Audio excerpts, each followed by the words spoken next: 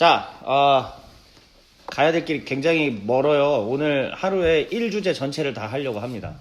어쨌든 제가 빨리 끝내려고 하기 때문에 아주 세세하게 다루다 보면은 물론 이제 여러분 중에 혹시 학문적으로 더 보고 싶은 분들이 있을지도 몰라요. 근데 그게 정도껏 할 수밖에 없습니다. 그거를 이해를 해주시고, 제가 그래서 교회에서 우리가 이거 하는 걸 바라는 건 뭐냐면, 고린도전서는 교회 이야기예요. 교회 안에서의 다양하게 발생했던 문제들, 싸움들, 그리고 그것들을 어떻게 봉합해 가야 되는 게 합당한 건지를 아주 잘 보여주고 있거든요. 그래서 제가 바라는 건 이겁니다. 이 고린도전서를 읽으면서 뭐가 먼저 돼야 되냐면은 교회 안에 있는 상황들을 머릿속에 그려야 되고, 그 다음에 교회에서 문제를 일으켰던 사람들과 내 자신을 비춰봐야 돼요. 일단 우리는 지금 그 작업이 되게 중요합니다. 내가 하여튼 교회 많이 다녀보면은, 이곳저곳 다 다녀보면 싸움 없는 것 없고 문제 없는 것 없고 전부 문제 있어요. 전부 싸움 있고 전부 뭐 갈등이 있고, 그랬다가 또 교회 떠나기도 하고 다 있는 일인데, 중요한 거는 그렇다고 해서 그게 내가 가는 곳마다 싸움과 내가 가는 곳마다 분쟁과 내가 가는 곳마다 문제 있고 그냥 계속 그렇게 되면 참 신앙생활 하는데 비참하잖아요. 오히려 나 때문에 신앙생활이 좀 더 잘 되고, 여기 얼굴 좀 나오게 한번 해야지 그래도. 예. 얼굴 나와요. 나 때문에 신앙생활이 잘 되고, 나 때문에 다른 사람들이 행복하고, 나 때문에 문제가 오히려 변한다면, 그리고 제가 꿈꾸는 건 뭐냐면은 우리 되게 많이 부르는 찬양 있잖아요. 사막에 샘이 넘쳐 흐르고 사자와 어린 양이 뛰노는 그곳, 어린이가 독사굴에 손 넣고 장난쳐도 물지 않는, 이 이사야의 말씀이거든요. 문자 그대로 그게 어떻게 이루어지겠어. 근데 거기에 담겨있는 우리 영적인 또 신학적 의미들이 있잖아요. 류영주가 가는 곳에 싸움이 있던 교회가 싸움이 없어지는 거예요. 김주열이 가는 곳마다 분쟁이 그쳐지는 거지. 근데 이게 진짜 성령 충만한 거래요, 교회는. 그러니까 성경이 우리에게 가르쳐 주는 겁니다. 그러니까 이거를 읽어가면서 먼저는 교회의 분열과 문제를 일으켰던 장본인들과 내 자신을 딱 비추어보는 작업들을 하세요. 사실 이거 쉽진 않지. 저도 개인적으로 청년부 시절에 분열과 분쟁을 일으켰던 장본인입니다. 나도 그런 추억들이 있고요. 형님 얼굴에다가 5,000원짜리 던지고 그랬던 적도 있고, 뭐 전에도 로마서 때도 얘기 드렸죠. 또 다른 형님들한테도 또 이제 막 서로 소리 지르면서 으악 막 이랬던 적도 있고, 분열을 일으켰던 장본인이기도 하고, 그런 추억들이 있죠. 슬픈 추억들이 있는데 뭐 다 지난 일이고 서로 잘 화해했고 이렇게 됐죠. 근데 이제 그런 것들을 저도 혈기왕성했던 그 시절들을 겪어가면서 느끼는 점이, 이래서 내가 이랬구나. 근데 말씀에 비추어 보면은 자기 자신이 그래도 조금 더 잘 컨트롤할 수 있는 도움이 돼요. 그러니까 여러분들이 그거를 기억해 주시고, 오늘 할 1주제, 여기 보세요. 1주제 뭐죠? 네, 그러니까 분열이 현상이고요. 어떻게 그거를 해결해라? 십자가로 어떻게 만들어라? 연합하게 만들어라? 그냥 간단해요. 이게 진짜 핵심 키워드예요. 그러니까 혹시 여러분들이 교회 생활을 하면서 분열의 장본인들이었다. 괜찮아. 나도 그랬으니까. 사역자인 저도 그런 만행들을 많이 저질렀으니까. 근데 그런 과거들은 다 덮어주자고요. 그래서 나도 사실 청년부 시절에 사람들 못 만납니다. 연락도 못하고, 내가 지은 죄들이 좀 있고, 그렇기 때문에 다 좀 그렇긴 한데, 근데 또 지나간 대로 그런 노래가 있잖아요. 지나간 것은 지나간 대로. 그런 의미가 있죠. 그럼 그 노래 부르면서 많이 울어봤어요? 아니. 나는 사실 그 노래들 부르면서 엄청 울었어요. 그게 왜냐면 삶에 지은 죄와 무게가 있으면 있을수록 좀 회한이 많이 남으니까 그걸 이제 울게 되더라고요. 아무튼 그래서 분열, 십자가, 연합, 요거를 좀 생각하시면서 하고, 우리 영주 씨 오늘 또 처음 왔으니까 요거 한번 볼게요. 우리 지난 시간에 했던 건데 다 보는 게 아니고. 자, 봐.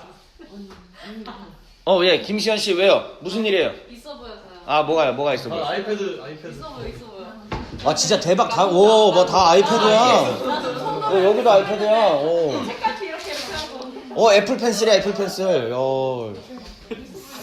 나도 아직 없는데 애플 펜슬. 난 패드도 없고 펜슬도 없어요. 하지만 난 맥북이 2대가 있죠. 이거 녹화되는구나. 나는 맥북이 2대가 있습니다, 여러분. 나는 맥북이 2대가 있다고요. 에어 1대, 프로 1대. 자, 어서 오세요. 박준희 간사님 어서 오십시오. 예. 머리가 짧아지셨네. 그건 그렇게 중요한 게 아니에요. 그건 그렇게 중요한 게 아니고. 자, 그래서 이거 너무 불편하다. 안 되겠다. 말을 이게 입에 자꾸 씹혀요. 안 되겠다. 자, 영주 씨 잘 봐요. 고린도 서신이 왕래했던 과정인데 이게 고린도 전서야. 몇째 편지? 셋째. 네, 셋째 편지. 그다음에 고린도 후서는? 다섯째. 예, 그러니까 요 사이에는 서로 왔다 갔다 했던 거예요. 그 정도는 유추할 수 있죠, 충분히. 그 서로 편지가 그러면은 뭐냐면은 바울이 먼저 보낸 편지가 있어. 그리고 나서 고린도 성도들이 질문이 생긴 거지. 왜? 문제가 발생했으니까. 그 문제에 대해서 바울에게 편지를 썼어요. 그리고 나서 거기에 대한 답변이 뭐다? 예, 그게 셋째 편지라는 얘기예요. 왜? 자, 보시면 그러니까 이렇게 된 아까 여기 화면 다시 보면은 1주제, 2주제, 3주제, 4주제, 5주제로 돼 있잖아요. 이게 그 질문에 대한 답변들이에요. 그 질문에 대해서 착착착착착 이런 식으로 답변을 해줬다라는 거를 알 수가 있고요. 그렇습니다. 그냥 이거 고린도 후서는 뭐 나중에 합시다. 그래서 제가 영주한테는 요거까지는 좀 보여줘야 돼요. 내가 여태까지 만들었던 최고의 작품. 진짜. 네. 이건요, 설명하려면 너무 기니까 그냥 보기만 하세요. 지난 시간에 설명했고, 녹화된 게 있으니까, 김주열이 지금 올릴 거예요, 그 영상을. 그때 거기서 확인하시면 됩니다.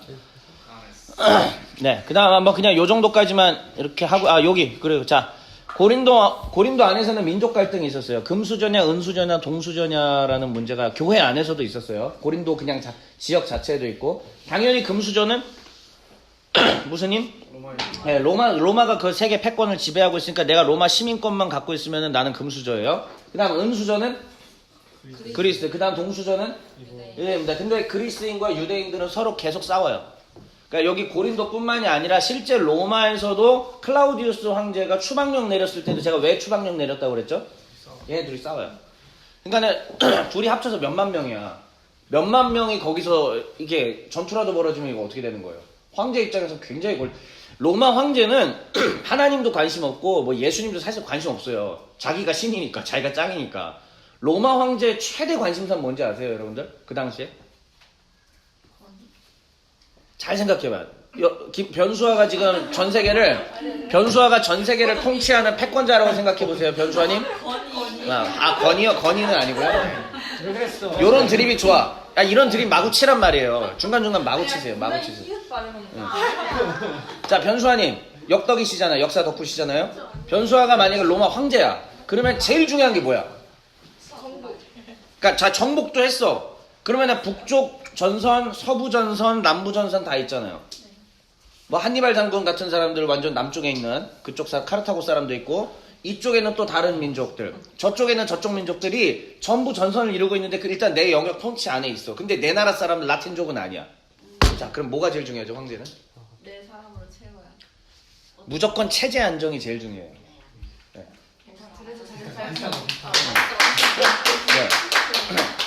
네. 회장님 저런 거 굉장히 유도 잘하신다 뒤에서. 예. 여러분, 체제 안정이 제일 중요해요. 체제 안정. 그러니까는 종교 문제도 이들은 사실 종교에 관심이 있던 게 아니라 로마의 체제를 안정화시키는 데 있어서 필요하면은 종교를 우호적으로 해준 거고 필요치 않으면 이렇게 했던 거죠. 그러니까 유대인들 유대교 야훼 하나님 섬기는 거랑 보세요. 야훼 신을 섬기는 거랑 로마 황제 숭배 뭐 로마 저 태양신 부딪혀요 안 부딪혀요? 근데 왜 유대인은 그냥 믿게 놔두냐고. 큰 문제를 안 일으켜. 일단 얘들은 그냥 가만히만 냅두면 별로 그렇게 문제를 일으키지 않고 로마에 우호적으로 하죠. 로마에 우호적이었던 대표적인 그룹들이 예수님 당시 때 그룹이 누구예요? 로마에 그 사바사바 했던 대표적 정치 그룹. 사두개인이에요. 그게 사두개인이에요. 사두개인. 그러니까 사두개인은 제사장 계열이기도 한데 이 제사장 계열이 로마 이 정권이랑 이거를 중간 매개체 역할을 해준 거예요. 그러니까 사바사바 이렇게. 근데 꼬장꼬장한 사람들이 있죠. 바리새파들은 꼬장꼬장해요. 왜? 진짜 말씀이 중요한 사람들이에요, 이 사람들은. 그러니까 조금 얘기가 달라요. 자, 그렇습니다. 그래서 이런 민족 갈등들이 있었다라는 거를 좀 기억을 해두시고, 그 다음에 교회 안에 파벌이 있었다라고 그랬죠. 오늘 이제 볼 본문들이에요. 무슨 파? 네, 그런데 제가 사실상 얘기했던 거는 이게 4개 파가 아니었을 수도 있다라는 학자들의 주장이 있다는 얘기예요. 근데 굉장히 신빙성이 있는 게 사실 그게 뭐냐면, 조금만 더 얘기하면, 이 그리스도파라고 하는 것도 사실은 이 모든 게 사실 하나야. 뭐냐면은 영열광주의자.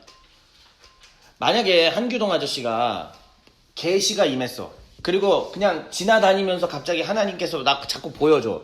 한건이는 지금 굉장히 그 사악한 생각을 하고 있다. 네가 딱 한마디 하여라. 뭐 이걸 알려준다든지. 류영주한테 지금 가서 내 말을 전해라. 딱 이런단 말이죠. 그러면 그때부터 어깨에 뭐가 들어갈까? 뽕이 이만해지지. 그러니까 고린도 교회는 뒤에 보면 아시겠지만 은사 교회였어요. 은사가 엄청나게 임했던. 자, 오늘날 교단으로 따질게요. 어느 교단? 순복음이에요. 내 출신이 내가 거기 출신이잖아요. 그러니까 순복음에서 일단 방언 못하면 취급을 못 받아. 방언은 그냥 1차 아주 기본 은사야. 거기다 성령 춤도 있고요. 뒤에 이런 것도 있어요. 이거 녹화되고 있구나. 자, 성령 춤도 있고요. 그 다음에 더 가야 되면 이제 예언. 예언 가고 그 다음에 환상 보기 시작하면은 이제 탑 클래스로 이제 올라가는 거죠. 근데 영적인 열광주의, 그러니까 은사를 많이 받은 사람들의 입장에서 나머지들이 다 어떻게 보이지? 가짱게 보이죠. 나머지들은 가짱게 보이는 거예요. 그러니까 사실상은 지금 다 이 영열광주의자 대 나머지들의 싸움 이렇게 볼 수도 있는 거고. 근데 일단 텍스트 자체는 뭘 얘기해 주느냐? 바울파와 아볼로파와 게바파와 그리스도파가 있다라고 얘기합니다. 이들의 수장들은 당연히 바울이 아니고, 당연히 아볼로도 아니고, 당연히 게바도 아니에요. 당연히 그리스도도 아니고, 그 뒤에 있는 어떤 세력들이 그들의 이름을 빌어서 사람들을 결집시키고 규합시켜서 다 찢어먹게 하고 있는 거죠. 오케이, 좋습니다. 자, 그러면 이제 여기까지 보시고요. 오늘 본문 이제 성경으로 바로 들어갈게요. 자, 다음 시간에는 이제 가정에서의 남자와 여자 성 부분입니다. 자, 이제 진짜 성경으로 그냥 직접 읽어가면서 우리 하는 겁니다. 영주 씨가 맨 앞에 있으니까 어쩔 수 없다. 이제 오늘 성경 읽기 하는 담당자로 이제 하고요. 먼저 1단락은 기록 배경 인사입니다. 자, 인사 부분 한번 볼게요. 읽어주세요. 하나님의 뜻을 따라 그리스도 예수의 사도로 부르심을 받은 바울과 형제 소스데네는 고린도에 있는 하나님의 교회 곧 그리스도 예수 안에서 거룩하여지고 성도라 부르심을 받은 자들과 또 각처에서 우리의 주 곧 그들과 우리의 주 되신 예수 그리스도의 이름을 부르는 모든 자들에게 하나님 우리 아버지와 주 예수 그리스도로부터 은혜와 평강이 있기를 원하노라. 좋습니다. 자, 여기까지 그냥 기본 편지 보내는 기초 정보들이에요. 자, 발신자가 누굽니까? 네, 바울과 그의 형제 소스데네라고 이야기를 하고 있네요. 학문으로 들어가면은요, 솔직히 말할게요. 학문으로 들어가면 이게 진짜 바울과 소스데네가 쓴 건지 아닌 건지를 분석해냅니다. 문체와 단어와 이런 것들을 통해서 학문적으로는 그렇게 하는데 우리는 전혀 그럴 이유가 없어요. 그냥 여기 이렇게 썼으니까 이대로 믿으면 됩니다. 예, 분명히 바울이 쓴 편지가 맞고요. 이거는 또 특별히 고린도전서는 무조건 바울이 쓴 게 맞아요. 자, 그러면 바울과 형제 소스데네가 썼습니다. 그러면은 편지 받는 사람들은 누구예요? 네, 성경을 통해서 직접 확인하세요. 성경으로. 자, 일단은 어디라고요? 첫 번째? 네, 그게 다가 아니죠? 그 다음 두 번째? 자, 봐세요. 이게 한글이 어려워요. 고린도에 있는 하나님의 교회는 곧 그에 대한 수식어잖아요. 고린도에 있는 하나님의 교회는 곧 누구냐? 그 교회가 누구냐? 그리스도 예수 안에서 거룩하여서 성도로 부르심을 받은 자들, 이거예요. 예, 그렇죠? 예, 그러니까 쉽게 얘기하면은 성도입니다. 성도가 곧 이제 교회라는 얘기고, 그 두 번째가 있네요. 누구요? 네, 위치가 나옵니다. 각 처에서. 그러니까는 이 편지는 고린도에만 간 거다? 아니요, 고린도와 그 주변 지역이에요. 네, 그러니까 이 편지의 수신자들은 고린도와 그 주변 지역까지입니다. 자, 한평생 성경을 안 읽다가 직접 읽어보니까 뭐 새로운 정보들이 막 나오고 있지 않습니까? 예, 웃는 사람이 한 명 나와서 고맙습니다. 예, 좋습니다. 그래서 항상 편지 서두에 보면, 특히 이 신약 성경의 바울 서신 같은 거에 서두에 보면은요, 보내는 사람 나오고요, 그 다음에 받는 사람 나오고, 그 다음에 뭐 상황들, 목적 이런 것들이 나와요. 편지를 왜 쓰는지. 자, 그러면은 일단 바울이 보통 즐겨 사용했던 인사가 뭐냐면은 요거예요. 요 노란색으로 칠한 거. 자, 요 노란색으로 칠한 거 한번 볼게요. 뭐와 뭐? 네, 은혜. 자, 헬라어로 뭐예요? 네? 자, 헤세드가 히브리어예요. 자, 그러면 헬라어로 일단 은혜가 뭘까요? 이거 다 들어본 예 무조건 들어본 예 교회 다니면 무조건 들어본. 토성. 네? 토성. 키역. 너무 어려워요. 키역 리을 시옷. 그렇지. 카리스입니다. 박수. 그다음에 평강. 이것도 어디서 무슨 선교단 무슨 찬양단 하면서 무조건 샬롬 아니에요? 때려 찍어봐요 다. 샬롬은 일단 히브리어. 길어요? 네 글자. 엘샤다이? 엘사다이도 히브리어.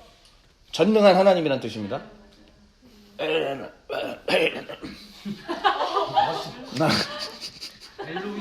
엘로힘도 이제 하나님이라는 히브리어죠. 우리 일부 찬양팀 이런 거. 아, 그죠.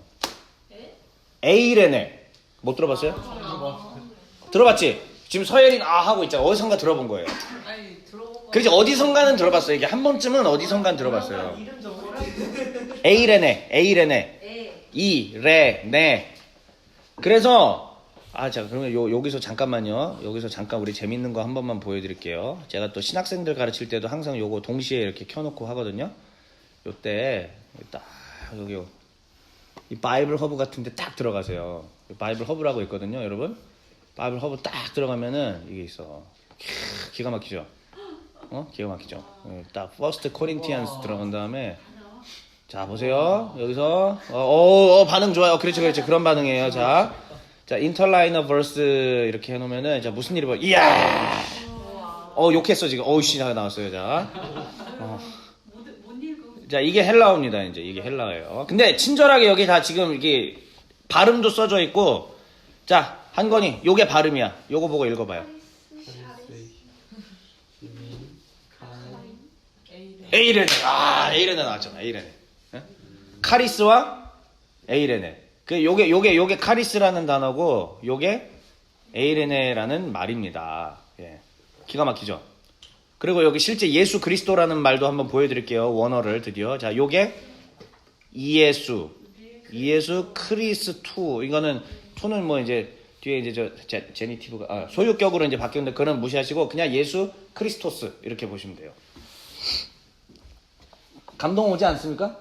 웅장해지네요. 굉장히 웅장해지죠. 뭐가 이렇게 클래스가 달라지잖아요. 뭐가 오고 있어. 뭐가 오고 있죠. 네.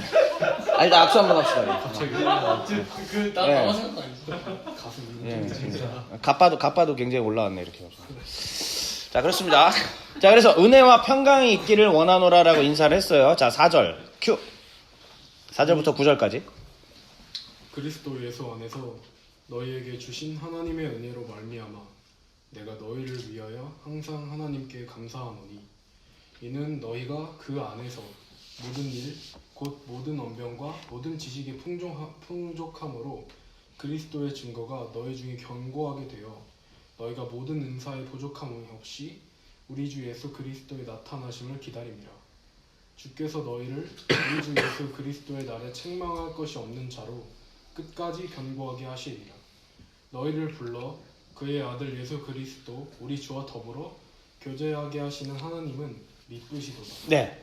자 여러분 이 바울 서신이 어려운 이유가요. 죄송합니다만 수능으로 한번 가봅시다. 수능 영어로 한번 가봅시다. 분사가 뭐예요? 수시. 그러니까 분사. 그 다음에 부정사는 또 뭐죠? 그러니까 이게 왜 그러냐면은 그러니까 이게 우리나라에 없어서 그래 사실. 그러니까 우리나라에는 없는 거잖아. 그러니까 한국말에는 이게 없잖아.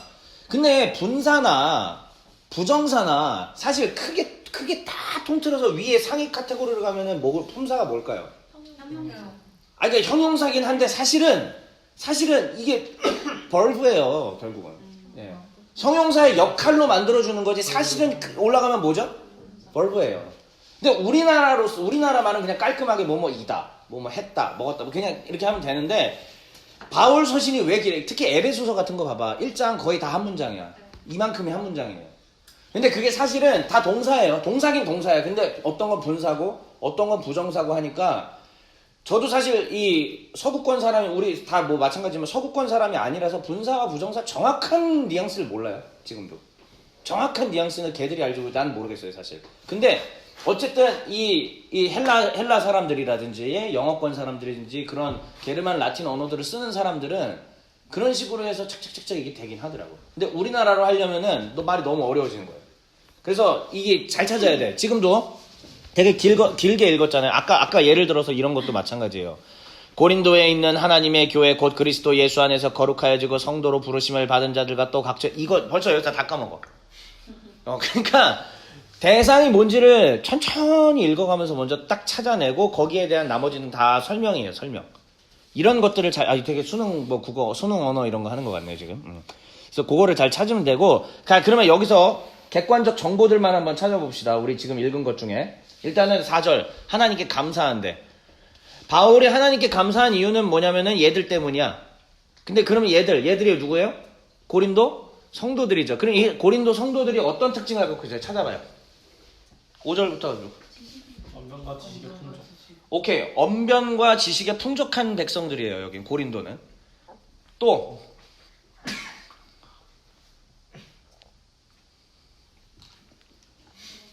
예수 그리스도의 나타나심. 은사의 부족함. 오케이. 은사가 풍성했어요. 이거는 이미 이 안에 전제가 다 그러니까 이 사람들은 성령의 신비한 은사들을 많이 받은 사람들이에요. 되게 이렇게 신령한 은사들을 많이 받아서 교만해졌어. 잘난 척을 해. 그리고 이미 바울은 그 편지를 받은 거예요. 지금 문제가 발생했다는 걸 편지를 받았잖아요. 근데 먼저는 지금 어떻게 해주는 거예요?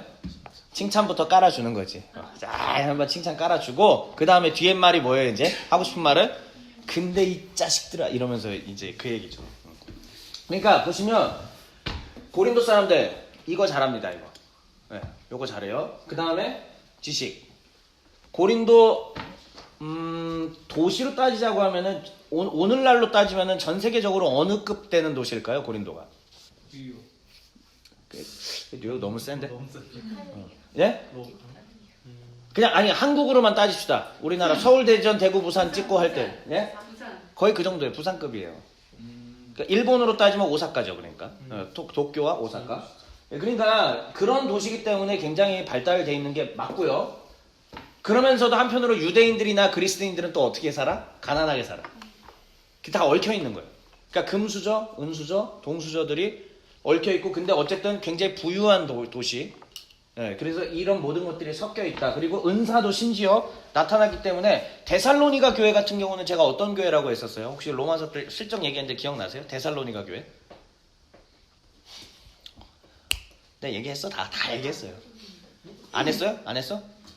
바울이 거의 첫 번째로 쓴 편지 중에 하나가 데살로니가 전서예요. 거의. 뭐 갈라디아서가 앞이냐 뒤냐에 따라서 좀 논쟁이 있지만은 그래도 거의 초창기 때 쓴 게 데살로니가 전서. 데살로니가 전서. 데살로니가 교회는 어떤 교회일 것 같아? 완전 애기 신앙이에요, 애기 신앙. 그러니까 전부 내용이 우쭈쭈쭈야, 다. 아이고 잘한다, 어이쿠 잘한다 이러면서 다 편지를 써줬단 말이지. 근데 실제로 그렇게 깊냐 이거야, 데살로니가가.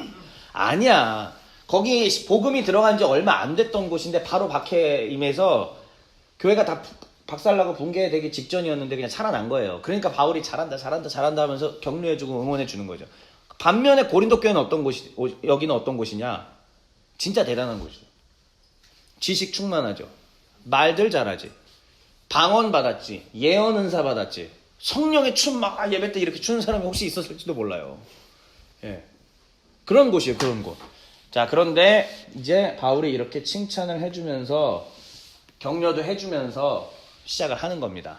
이제 뒤에부터 문제가 드디어 시작됩니다. 그게 본격적으로 이제 나오는 거예요. 10절부터. 자, 제 1주제. 제목 한번 같이 읽어주세요. 엔드는 그냥 뭐 그리고라고 읽어주세요. 시작. 교회 분열 그리고 연합. 네, 교회가 분열되어 있다가 현상이고요. 연합해야 된다라는 게 바울의 의도입니다. 근데 거기에는 방법이 뭐가 필요하다? 십자가의 지혜를 아는 게 필요하다라는 얘기예요.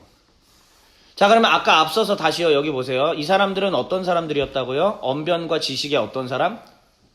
풍족한 사람. 그러니까 배울 만큼 배운 사람들이고요. 똑똑하고요. 그러니까 남의 얘기를 잘 듣기 어려울 수도 있어요. 자, 그러면 지혜를 굉장히 추구하는 도시, 지식을 추구하는 도시에서 십자가의 메시지는 오히려 지혜와 지식을 버리라는 메시지란 말이에요. 근데 여기서 되게 그 패러독스, 역설이 나와요. 니들이 생각하고 있는 지혜는 얻어서 너희들의 머리로 하는 게 지혜라고 생각하지만 사실 진짜 지혜는 십자가에 죽는 게 지혜다. 이 지혜는 너희가 감히 알 수 없는 지혜다. 근데 이 지혜를 얻어서 살아가는 게 진짜 그리스도인이다. 근데 고린도인들이요. 성령 받았지, 은사 받았지, 지식도 충만했지. 하지만 너희가 진짜 가장 핵심적인 에센스를 못 받았구나. 십자가에서 죽는 거. 그 메시지예요. 그게 해결됐다면 너희가 지금 이렇게 4분 5열돼서 8로 나눠져서 싸울 수가 없다 이 말이죠. 그러니까 진짜 지혜가 부족했고 그 진짜 지혜가 뭔지를 바울은 이 1주제에서 1장 10절부터 4장 16절 사이에 이야기를 합니다. 그리고 제가 오늘 이걸 얘기할 거고 작년에 설교를 통해서 이미 보셨겠지만 이 고린도전서 바울 서신들은 어떻게 배열이 돼 있다고요? 아주 치밀하게 진짜 치밀하게 배열이 돼 있어요. 그러니까 저는 개인적으로 이 구조들은요. 당연히 제가 감히 알아낼 수 있는 구조는 아니었고요. 세계 최고의 지금 현재 최고의 학자들의 도움을 받아서 지금 이 구조들을 파악한 겁니다. 몇 년 전에 돌아가신 이제 베일리 교수, 케네스 베일리라고 혹시 서점에 가시면 중동의 눈으로 본 뭐 지중해 제목도 까먹어 책 제목을 못 외워 뭐지? 지중해 눈으로 바라본 바울? 뭐 하여튼 그게 있어요. 그러니까 중동의 눈으로 바라본 바울이거든요. 그러니까 바울 최고 전문가예요, 이 사람이. 물론 이 베일리 교수를 까는 사람도 있습니다. 너무 모든 거를 다 이런 식으로 해놨다. 모든 걸 이런 식으로 구조를 짜놨기 때문에 그거는 뭐 비판할 수 있기는 한데 그래도 정교하게 짜맞춰진 거는 부정할 수 없는 사실이고요. 그래서 제가 고린도전서 제 1주제부터 그 다음 주제들 전부 다 이런 구조로 돼 있다는 거를 작년에도 이미 설교 때 보여드렸고 이제 오늘 천천히 GBS를 통해서는 제대로 좀 천천히 보면서 그 일들을 하려고 해요. 자, 그러면 퀴즈. 작년에 했던 거. 이렇게 돼 있는 구조를 뭐라고 부른다고요? 아, 그렇지. 자. 요렇게 돼 있는 구조를 뭐라고 부른다고요? 디아트리베는 지난번에 그 로마서 때 가상의 대담자를 놔두고 서로 막 싸우는 거. 이게 이제 디아트리베였고요. 네. 조나문도 디아트리베 하시지 않았습니까, 그때? 예. 지금 굉장히 눈이 퀭해요. 오빠 왜 자? 너무 졸리면 잠깐 가서 그 눈 붙이고 오세요. 예, 오케이. 예. 개그를 참 잘하시네요. 자, 디아트리베는 아니고 이거. 수미상관. 아, 그렇죠. 수미상관. 네, 수미상관. 네. 청록파 조지은 아주 미안합니다. 그냥 생각나는 대로 막 던져봤어요. 그러니까 퀴즈. 소송. 자, 요게 이제 화이트보드도 되는 거 아십니까, 여러분들? 기가 막히죠. 이게 헬러어가 알파벳이 우리 그 영어 알파벳이랑 거의 똑같거든요. 영어에서는 이거를 뭐라고 불러요? X라고 부르잖아요. 근데 이거 똑같아. 이 모양인데 요렇게 생겼다라는 얘기지. 지금 이 구조가. 이렇게 생겼다 해서 이 센터로 지금 모든 메시지, 주요 메시지들이 여기로 모인다. 그러니까 우리가 요즘에 글 써가는 논리 방식은 여기서부터 시작해서 서서히 가다가 진짜 이쪽으로 계속 들어가서 마지막에 깊이 있게 딱 모든 거를 내는 이런 방식인데 고대 글쓰기 방식은 이렇게 특이하게 돼 있어요. 제가 이유는 뭐라고 그랬죠? 나 3번 얘기한 것 같은데 내가 네, 했어요. 왜 이런 방식을 즐겨했다 고대인들이? 노트북 있어요, 없어요? 오늘날처럼? 종이랑 펜 제대로 돼 있어? 그렇죠. 기억 못해서요. 이게 암기 방식이에요. 그러니까 암송을 잘하기 위한 이 나름대로의 배열이죠. 수사 공부할 때 배웠어. 그래. 이게 다 수사학이에요. 이게 다 수사학. 마태복음도 우리 윤현부 선생님들 자 마태복음도 어떻게 배열돼 있다고 했어요, 제가. 알겠습니다. 예? 뭐요? 아닌가? 뭐 햄버거? 나 지금 햄버거로 들었는데. 배고파?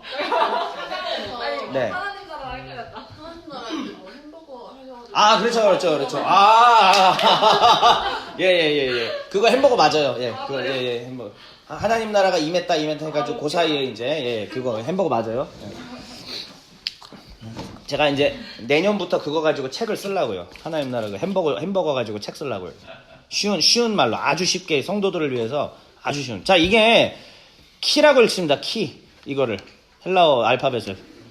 키라고 읽어요. 그러니까는 이게 뭐냐면은 키아스틱 구조라고 불러요. 그래서 키아스틱 구조. 뭔 소리야? 내가 다 얘기했어요. 나 세 번, 네 번 얘기했어요, 이거.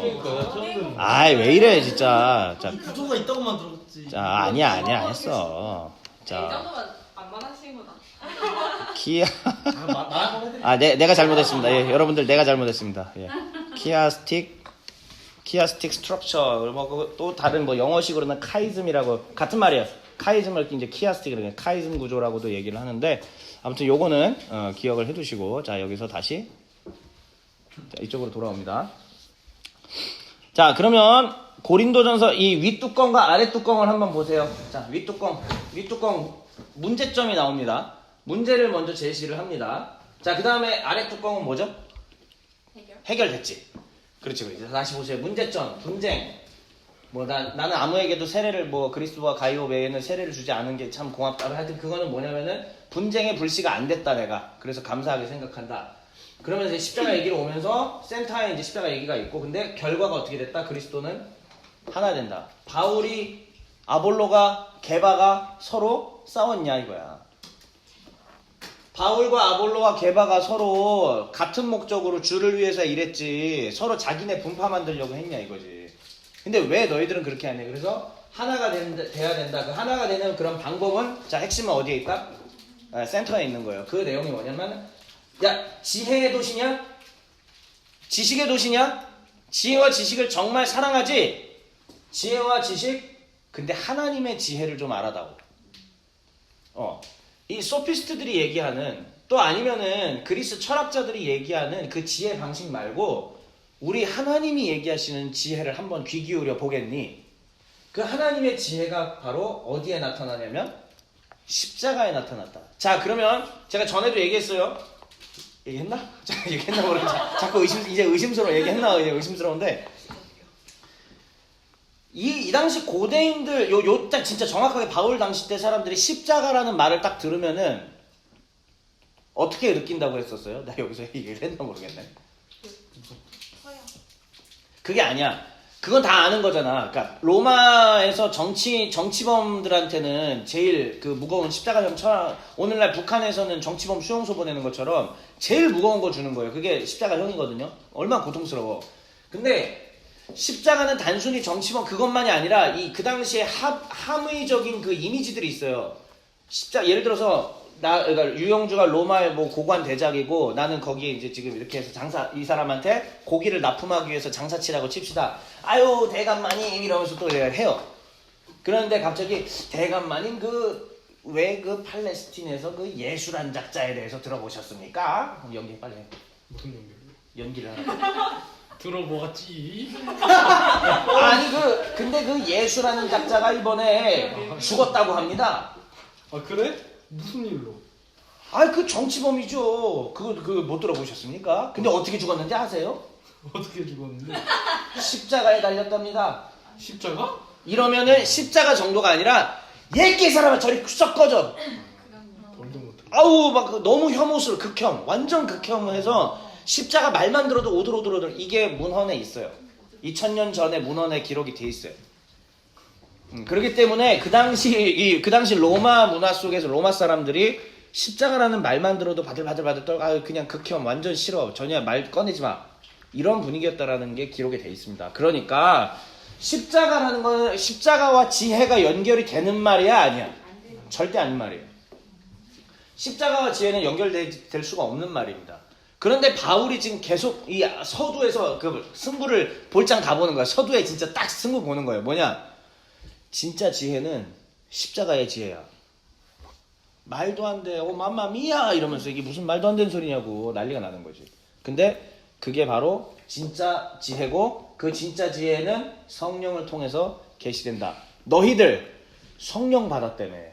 너희들 성령의 은사 충만하다며. 너희들 예언한다며. 너희들 성령춤은 없지. 잠깐만 자꾸 왜 성령춤 얘기하냐고.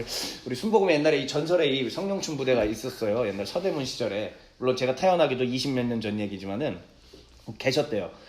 아무튼 성령 충만하다며. 그런데 너희들은 진짜 성령 충만한 거 맞아? 이 바울이 얼마나 이 수사를 잘 쓰는지 아시겠어요? 천재예요, 이 사람은. 그러니까 긁으면서 싹 들어가는 거예요. 너희들 지혜롭다며. 근데 십자가의 지혜를 알아? 너희들 성령 충만하다며. 근데 십자가의 지혜를 모르네? 성령을 아니고서는 십자가의 지혜를 알 수가 없는데 그럼 너희들은 이걸 안 한다고 하면 그래서 십자가로 안 지니까는 계속 분열을 일으킨다면 너희들은 뭐다? 성령 충만한 거 맞아? 여기까지 들어가는 거야. 자, 여기까지 고린도 교인이 이 얘기를 들으면 지금 자존심이 어떻게 되는 거지? 야, 완전 상해요. 기분이 확 나빠져. 그래서 아까 처음에 뭐를 깐 거예요? 아, 그렇지. 처음에 밑밥 깐 거지. 칭찬도 좀 해주고 그래도 니들만한 똑똑한 애들이 어딨니? 너희들만큼 또 내가 니들 사랑한다. 뒤에 이제 또 계속 얘기하고 그러는 얘기입니다. 자, 오케이, 좋아요. 자, 그러면은 지금 문제점인 10절부터 16절까지 한번 쭉 스트레이트로 한번 일단 읽어보겠습니다. 영주씨, 큐. 형제들아, 내가 우리 주 예수 그리스도의 이름으로 너희를 권하노니 모두가 같은 말을 하고 같은 마음과 이거 아니야, 이거 여기 너희 가운데. 너희 가운데 분쟁이 없이 같은 마음과 같은 뜻으로 온전히 합하라. 쭉 가세요, 쭉. 네, 형제들아, 클로에의 지편으로 너희에 대한 말이 내게 들리니 곧 너희 가운데 분쟁이 있다는 것이라. 내가 이것을 말하거니와 너희가 각각 이르되 나는 바울에게, 나는 아볼로에게, 나는 게바에게, 나는 그리스도에게 속한 자라 한다는 것이니 그리스도께서 어찌 나뉘었느냐. 바울이 너희를 위하여 십자가에 못 박혔으며 이제 격정적으로 읽어. 격정적, 빨리 격정적, 진짜 격정적으로 읽어야 돼. 바울의 이름으로 너희가 세례를 받았느냐. 그렇지. 나는 그리스도와 가이오 외에는 너희 중 아무에게도 내가 세례를 베풀지 아니한 것을 감사하노니 이는 아무도 나의 이름으로 세례를 받았다 말하지 못하게 하려 함이라.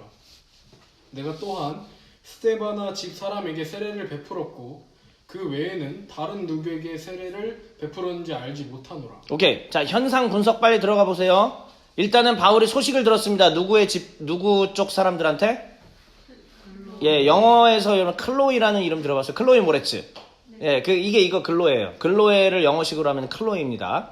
예, 클로이의 지편으로 무슨 소식이 오니까 클로이 집 사람들이, 클로이는 고린도 교회 여자 지도자였는데 그쪽 사람들이 이제 이게 소식을 전해준 거지. 자, 그러면은 편지를 줬겠죠? 슬쩍? 아니면 뭐 이거 귀띔을 해줬던지? 근데 바울이 얼마나 지혜로운 사람이냐. 대번에 그걸 가지고 막 이렇게 하는 게 아니라 은근슬쩍 은밀하게 이걸 하는 거예요. 왜냐면 이걸 전해준 사람도 지켜줘야 되니까. 안 그랬으면 이름 썼지 벌써. 이름 쓰지 않았어요. 나름 지혜로운 사람이에요. 자, 그런데 그 소식이 뭐예요? 현상 분석. 현재 들려온 소식? 오케이. 분쟁이 있다. 분쟁이 있다. 이게 사실 분쟁이 강력한 교회에서 이걸 가르쳐야 되는데 내가 외부 강사로 초청돼서 일단 내부 사람이면 좀 그렇잖아. 그래서 분쟁이 있는 교회에 내가 외부 강사로 가서 이런 걸 가르쳐야 돼요. 그럼 얼마나 꿀잼이겠어요. 예. 그래요. 자, 아무튼 분쟁이 있다는 것이라. 그런데 바울이 이제 여기서 들은 얘기가 이거죠. 그럼 그 분쟁의 양상이 뭐냐? 자, 이 빨간 글씨 다시 한번 같이 읽어보세요. 빨간 글씨 시작. 나는 바울에게, 나는 아볼로에게, 나는 게바에게, 나는 그리스도에게 속한 자라. 오케이, 4개 분파로 나눠져서 분쟁을 하고 있다라는 소식을 들은 거죠. 그러면 지금 봐봐, 바울파가 있잖아요. 자기가 바울이잖아. 얼마나 어이없어. 이거 지금 굉장히 어이없는 일이지. 나는 이런 적이 없고 이건 내 방향이 아닌데 어느 순간 바울파가 만들어져 있대. 그리고 이러고 있는 거예요. 굉장히 답답한 일이지 이거. 근데 바울이 그 다음에 딱 친 거. 자, 노란색 형광펜 정말 요거 가슴에 새기면서 딱 한번 쳐보세요.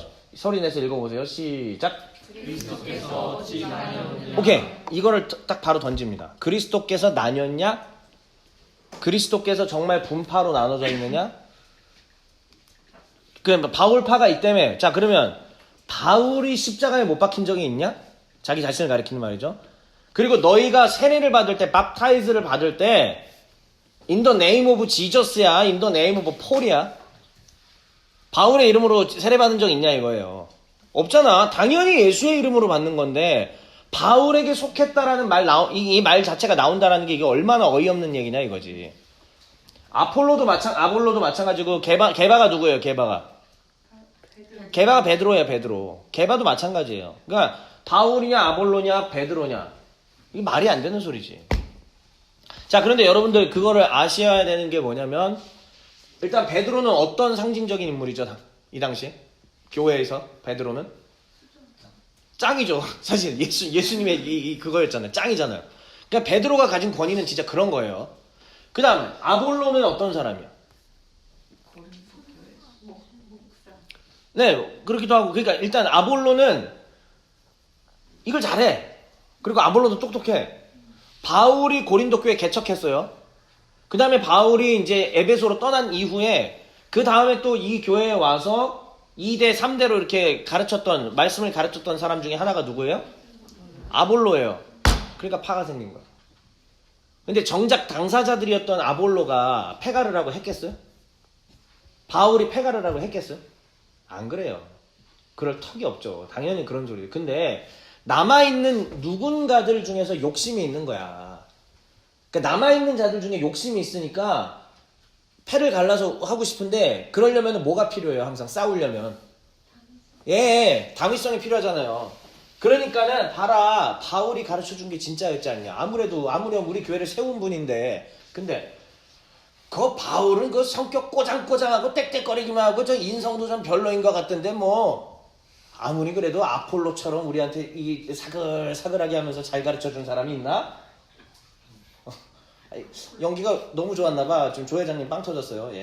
여기 녹음이 안 되는 것 같아서 녹음하려고 지금 조 회장님이 빵 웃고 있습니다.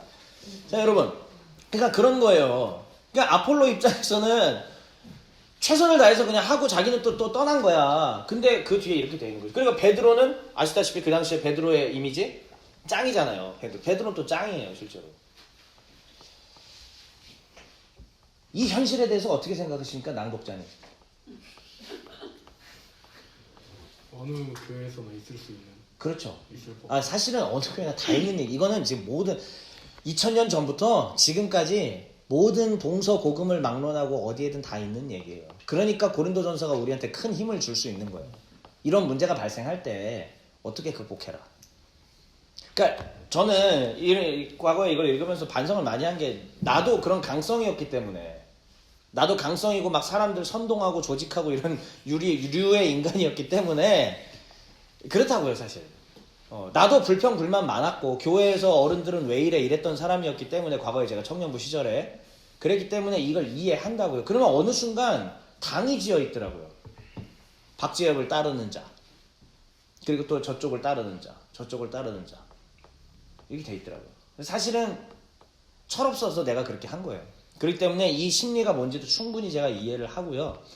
근데 이런 부분들을 지금 우리 말씀하신 것처럼 모든 교회마다 다 있을 얘기인데 이제 그렇게 하면 안 된다 이런 얘기입니다. 자, 그럼 다시요. 여기 문제점까지 살핀 겁니다. 이제 하나님의 지혜와 능력 핵심입니다. 갑니다. 17절부터 다시 보세요. 17절부터 몇 장 몇 절까지? 2장 2절까지입니다. 자, 17절부터 2장 2절도 또 이렇게 돼 있네요. 한번 읽어보겠습니다. 일단 여기 눈으로 한번 먼저 보시고요. 일단 본문에 읽고 설명할게요. 자, 준비. 큐. 그리스도께서 나를 보내심은 세례를 베풀게 하려 하심이 아니요 오직 복음을 전하게 하려 하심이로되 말에 지혜려 하지 아니함은 그리스도의 십자가가 헛되지 않게 하려 함이라. 십자가의 도가 멸망하는 자들에게는 미련한 것이요 구원을 받는 우리에게는 하나님의 능력이라. 기록된 바 내가 지혜 있는 자들의 지혜를 멸하고 총명한 자들의 총명을 폐하리라 하였으니 지혜 있는 자가 어디 있느냐? 선비가 어디 있느냐? 이 세대에 변론가가 어디 있느냐? 하나님께서 이 세상의 지혜를 미련하게 하신 것이 아니냐? 자, 여기서 바로 이어갈긴 할 건데 딱 대조 제가 화살표 해놨죠? 두 개의 지혜가 정확하게 대립되고 있어요. 다시요. 이 세상의 지혜와 무슨 이제 21절에 나올 무슨 지혜? 하나지만. 오케이. 요거 두 개를 염두에 두면서 같이 다시 읽어보겠습니다. 자, 한 번만 다시요. 20절부터 읽어주세요. 지혜 있는 자가 어디 있느냐? 선비가 어디 있느냐? 이 세대의 변론가가 어디 있느냐? 하나님께서 이 세상의 지혜를 미련하게 하신 것이 아니냐? 하나님의 지혜에 있어서는 이 세상이 자기 지혜로 하나님을 알지 못함으로 하나님께서 전도에 미련한 것으로 믿는 자들을 구원하시기를 기뻐하셨도다. 유대인은 표적을 구하고 헬라인은 지혜를 찾으나 우리는 십자가에 못 박힌 그리스도를 전하니 오직 부르심을 받은 자들에게는 유대인에게는 거리끼는 것이요 이방인에게는 미련한 것이로되 유대인이나 헬라인이나 그리스도는 하나님의 능력이요 하나님의 지혜니라. 하나님의 어리석음이 사람보다 지혜롭고 하나님의 약하심이 사람보다 강하니라. 일단 너무 거의 길어져서 머리 용량이 찰 것 같으니까는 다시요 그 두 개를 딱 대립해서 지금 계속 나눠서 얘기하는 거예요. 계속. 형제들아 너희를 부르심을 보라. 육체를 따라 지혜로운 자가 많지 아니하며 얘 팩폭을 하네 갑자기. 능한 자가 많지 아니하며 문벌 좋은 자가 많지 아니하도다. 그러나 하나님께서 세상에 미련한 것들을 택하사 지혜 있는 자들을 부끄럽게 하려 하시고 세상에 약한 것들을 택하사 강한 것들을 부끄럽게 하려 하시며 하나님께서 세상에 천한 것들과 멸시받는 것들과 없는 것들을 택하사 있는 것들을 폐하려 하시나니 이는 아무 육체도 하나님 앞에서 자랑하지 못하게 하려 하심이라. 너희는 하나님으로부터 나서 그리스도 예수 안에 있고. 오케이 키아즘 보이시죠? 짤막짤막한 거에서도 전부 키아즘들이 너무 많이 써요. 계속. 예수는 하나님으로부터 나와서 우리에게 지혜와 의로움과 거룩함과 구원함이 되셨으니 기록된 바 자랑하는 자는 주 안에서 자랑하라 함과 같게 하려 함이라. 형제들아 내가 너희에게 나아가 하나님의 증거를 전할 때에 말과 지혜의 아름다운 것으로 아니하였나니 내가 너희 중에서 예수 그리스도와 그가 십자가에 못 박히신 것 외에는 아무것도 알지 아니하기로 작정하였음이니. 오케이. 자, 지금까지 읽은 것이 어느 파트였냐면은 일단은 크게 다시요. 하나님의 지혜의 능력은 곧 뭐다? 십자가였다. 요 파트였고요. 요거를 정리한 게 바로 이제 이겁니다. 지금 읽느라고 굉장히 큰 그거 작업들이었잖아요. 그것들을 표로 간단하게 다시 하면은 이 자체도 키아즘으로 느낌이 이제 돼 있어요. 키아즘으로. 일단 지혜로운 말과 지혜 있는 자는 하나님께 적합하지 않다. 그 지혜는 뭐야? 자기 스스로가 지혜 있다고 하는 거죠. 역시 밑에는 이제 똑같은 말이고요. 그러니까 이 센터에 하고 싶은 얘기가 있는 거죠. 핵심은 뭡니까? 십자가에 있는 하나님의 능력과 지혜를 찾으라는 얘기예요. 십자가에. 자, 그러면 바울이 하는 얘기들을 조금만 다시 좀 속도 있게 한번 보면은 첫째, 일단 나는 세례 안 베풀었어. 그러니까는 나한테 아무 권위도 없어. 예를 들어서 세례를 베풀었다는 거는 뭐냐면은 성부와 성자와 성령의 이름을 안수 주는 거잖아요. 그러면 그 순간에 이 사람은 평생 나 바울에게 세례 받았어라는 표딱지가 붙죠. 그럼 바울파가 왜 그런 건덕지가 되잖아요. 사실은 이 당시에. 그러니까 바울이 지금 먼저 딱 선전 보고합니다. 나는 세례 베풀지 않았어. 그리고 내가 온 이유는 세례 베풀려 온 게 아니야. 나는 복음 전하러 왔어. 만약에 내가 말 같고 너희들처럼 소피스트들의 지혜들 가지고 내가 장난쳤다면은 그리스도의 십자가는 망할 걸 아마. 십자가는 결국 내가 죽어서 증명해내는 건데 내가 죽고 내가 매 맞고 내가 손해보면서 복음을 증명하는 건데 말쟁이로만 내가 아마 했다면은 이거는 십자가의 능력이 사라졌을걸? 생각해봐라. 십자가의 도는 예수님 없이 멸망하는 사람들한테는 정말 바보 같은 거다. 예수님 없이 예를 들어서 한평생 살아봐요. 내가 80까지 산다고 칩시다. 예수님을 안 믿는 사람들 입장에서는 머리 숙이고 고개 조아리고 손바닥 비비면서 살 이유가 있어요, 없어요? 없어. 한평생 한 세상 짧잖아요. 그냥 질러버리고 화도 빡빡 내버리고 머리 들이받아버리고 그렇게 하면 돼. 왜? 하나님이 없으니까. 인생관이 그런 거잖아요. 그게 세계관이라는 거잖아요. 하나님이 없는 세계관이기 때문에 그렇게 하는 거예요. 그런데 만약에 정말 하나님이 계시고 예수님이 있다고 믿는 사람들의 입장에서는 어떻게 해야 됩니까? 십자가를 지고 걸어가야 된다는 얘기지. 근데 그게 뭐냐? 그게 미련한 게 아니라 그게 지혜로운 거라는 거예요. 그러니까 이 당시에 고린도 사람들이 가지고 있던 일반론으로서는 절대 말이 안 되는 일이지만 우리 주 예수 그리스도께서 가르쳐 주신 복음은 그렇게 하라는 얘기입니다. 자, 그러면 여기 이쯤에서 한국 기독교가 그거를 실현하는 사람의 퍼센테이지가 얼마나 될까 이거예요, 결국.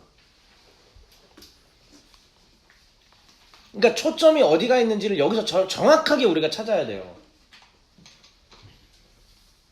우리가 이제 노인 될 때까지 열심히 한국 기독교를 살려야 되거든요. 지금 이제 바닥 곧 저점 찍었으니까 이제 올라가야 돼. 살릴 거야. 그런데 핵심이 그거죠. 그동안은 우리가 십자가를 지려고 하는 사람들이 얼마나 됐었을까 하는 얘기예요. 한국 기독교가 십자가를 가장 잘 졌던 때가 언젠지 아세요? 초기. 그렇지.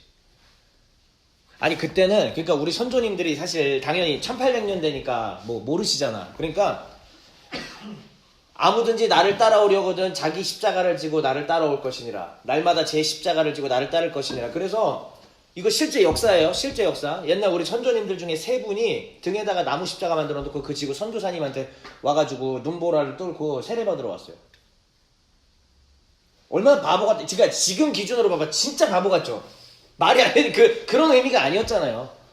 오늘날에는 학문이 잘 발달되어 있으니까 성경이 말하고자 하는 진짜 의미는 그게 아니라는 거 알지만 그 숭고한 정신에 대해서 누가 감히 뭐라고 할 거예요. 진짜 십자가를 지고 왔다니까. 콩 한 쪽도 나누라는 건 물론 우리 속담이지만 오리를 가라고 하면은 심리 가줬어요. 그 당시에 우리 믿음의 선조님들이. 이쪽 뺨 맞으면 이쪽 뺨 돌려댔어요. 제가 20대 때 그런 거를 실천하는데 얼마나 힘들었는지는 뭐 로마서 때도 얘기했던 것 같고 사실 제가 여기저기서 많이 성경을 가르치고 있기 때문에 어디서 얘기했는지 기억이 안 나요. 근데 그 얘기를 했거든요. 20대 내내 제가 했던 씨름은 뭐냐면 예수님이 말씀하신 그거를 실천하는 거였었어요. 아 성질나지. 얼마나 억울해. 들이받아버리고 싶고. 근데 말했지만은 제가 20대 초에 청년부 시절에는 저도 그런 인간이었고요. 근데 주님께서 저에게 진짜 찾아오시고 내가 십자가를 지겠다고 결심한 이후부터는 그렇게 했어요. 그리고 뭐 얼마 전에 제가 설교 때도 요즘에 그 인분교회 얘기 나오잖아요. 그게 너무 문자 그대로 해석한 문제고 또 제왕적인 그런 거에 대한 문제였기 했지 않습니까? 근데 저도 남한테 그렇게 한 게 아니라 내 자신한테 좀 또라이였어요. 예수님의 가시면류관 쓰신 거를 하겠다고 가시나무가 있었는데 일부러 손으로 막 이렇게 짚고 막 그게 25살, 26살 그 무렵이에요. 그때 일부러 막 가시를 막 이렇게 해서 주님 저 동생? 정신병 그래. 근데 그럴 수밖에 없었던 그러니까 그거랑 똑같은 거예요. 날마다 십자가 지고 하라고 그 십자가 지고 걸어갔던 것처럼 내 입장에서는 정말 순수했던 거예요. 바보 같지만은 아니 그렇다고 이제 피날 정도로는 안 했어요. 내가 아프다 이게 주님 주님 요 정도 가지고도 내가 이렇게 고통스러운데 우리 예수님은 가시면류관 쓰시고 얼마나 못 박히시고 얼마나 힘드셨겠습니까? 이러고 혼자 이러고 또 질질질 울고 있었고 그랬죠 제가. 그러니까 여기에 지금 핵심 내용이 그러니까 뭐냐면 오늘날 우리가 지금 이 본문에서 여기 지금 생각해야 할 게 뭐냐면은 세상의 지혜, 오늘날 대한민국 사회에서의 지혜가 있잖아요. 대한민국이 합의하고 있는 지혜로움이 있단 말이에요. 우리가 합의하고 있는 나이스함, 멋짐, 우리가 추구하는 것들이 있죠. 가치들이, 미덕들이 있죠. 근데 그거랑 십자가의 지혜랑 여러분들은 얼마나 싸우고 있는지를 이제 묻고 싶은 겁니다. 저도 마찬가지고요. 그러니까 이따금씩 올라오는 십자가를 걷어치우고 싶은 마음들. 그런데 예수님께서 우리에게 그 바울을 통해서 알려주시는 거는 끝까지 이걸 지고 가라는 얘기예요. 예를 들어서 교회 청년부가 이런 거지. 나는 교회 청년부가 우리가 조만간에 숫자도 늘고 뭐 더 충만하게 될 거라고 믿거든요. 근데 그건 그거고. 근데 진짜 충만함은 이런 거지. 외부에서 우리를 보고 안 믿는 분들이 경외감 느껴야 돼요.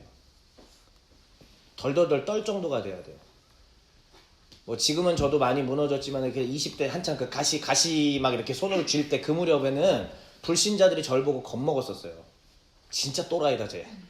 진짜 미친놈이 진짜 예수에 미쳐 저렇게 미칠 수는 없다 해서 근데 그게 경외감으로 오더라고요. 그 어른들이 나한테 깍듯하게 돼 있어요. 예수 안 믿던 어른들이 정말로 체험들이 있거든요.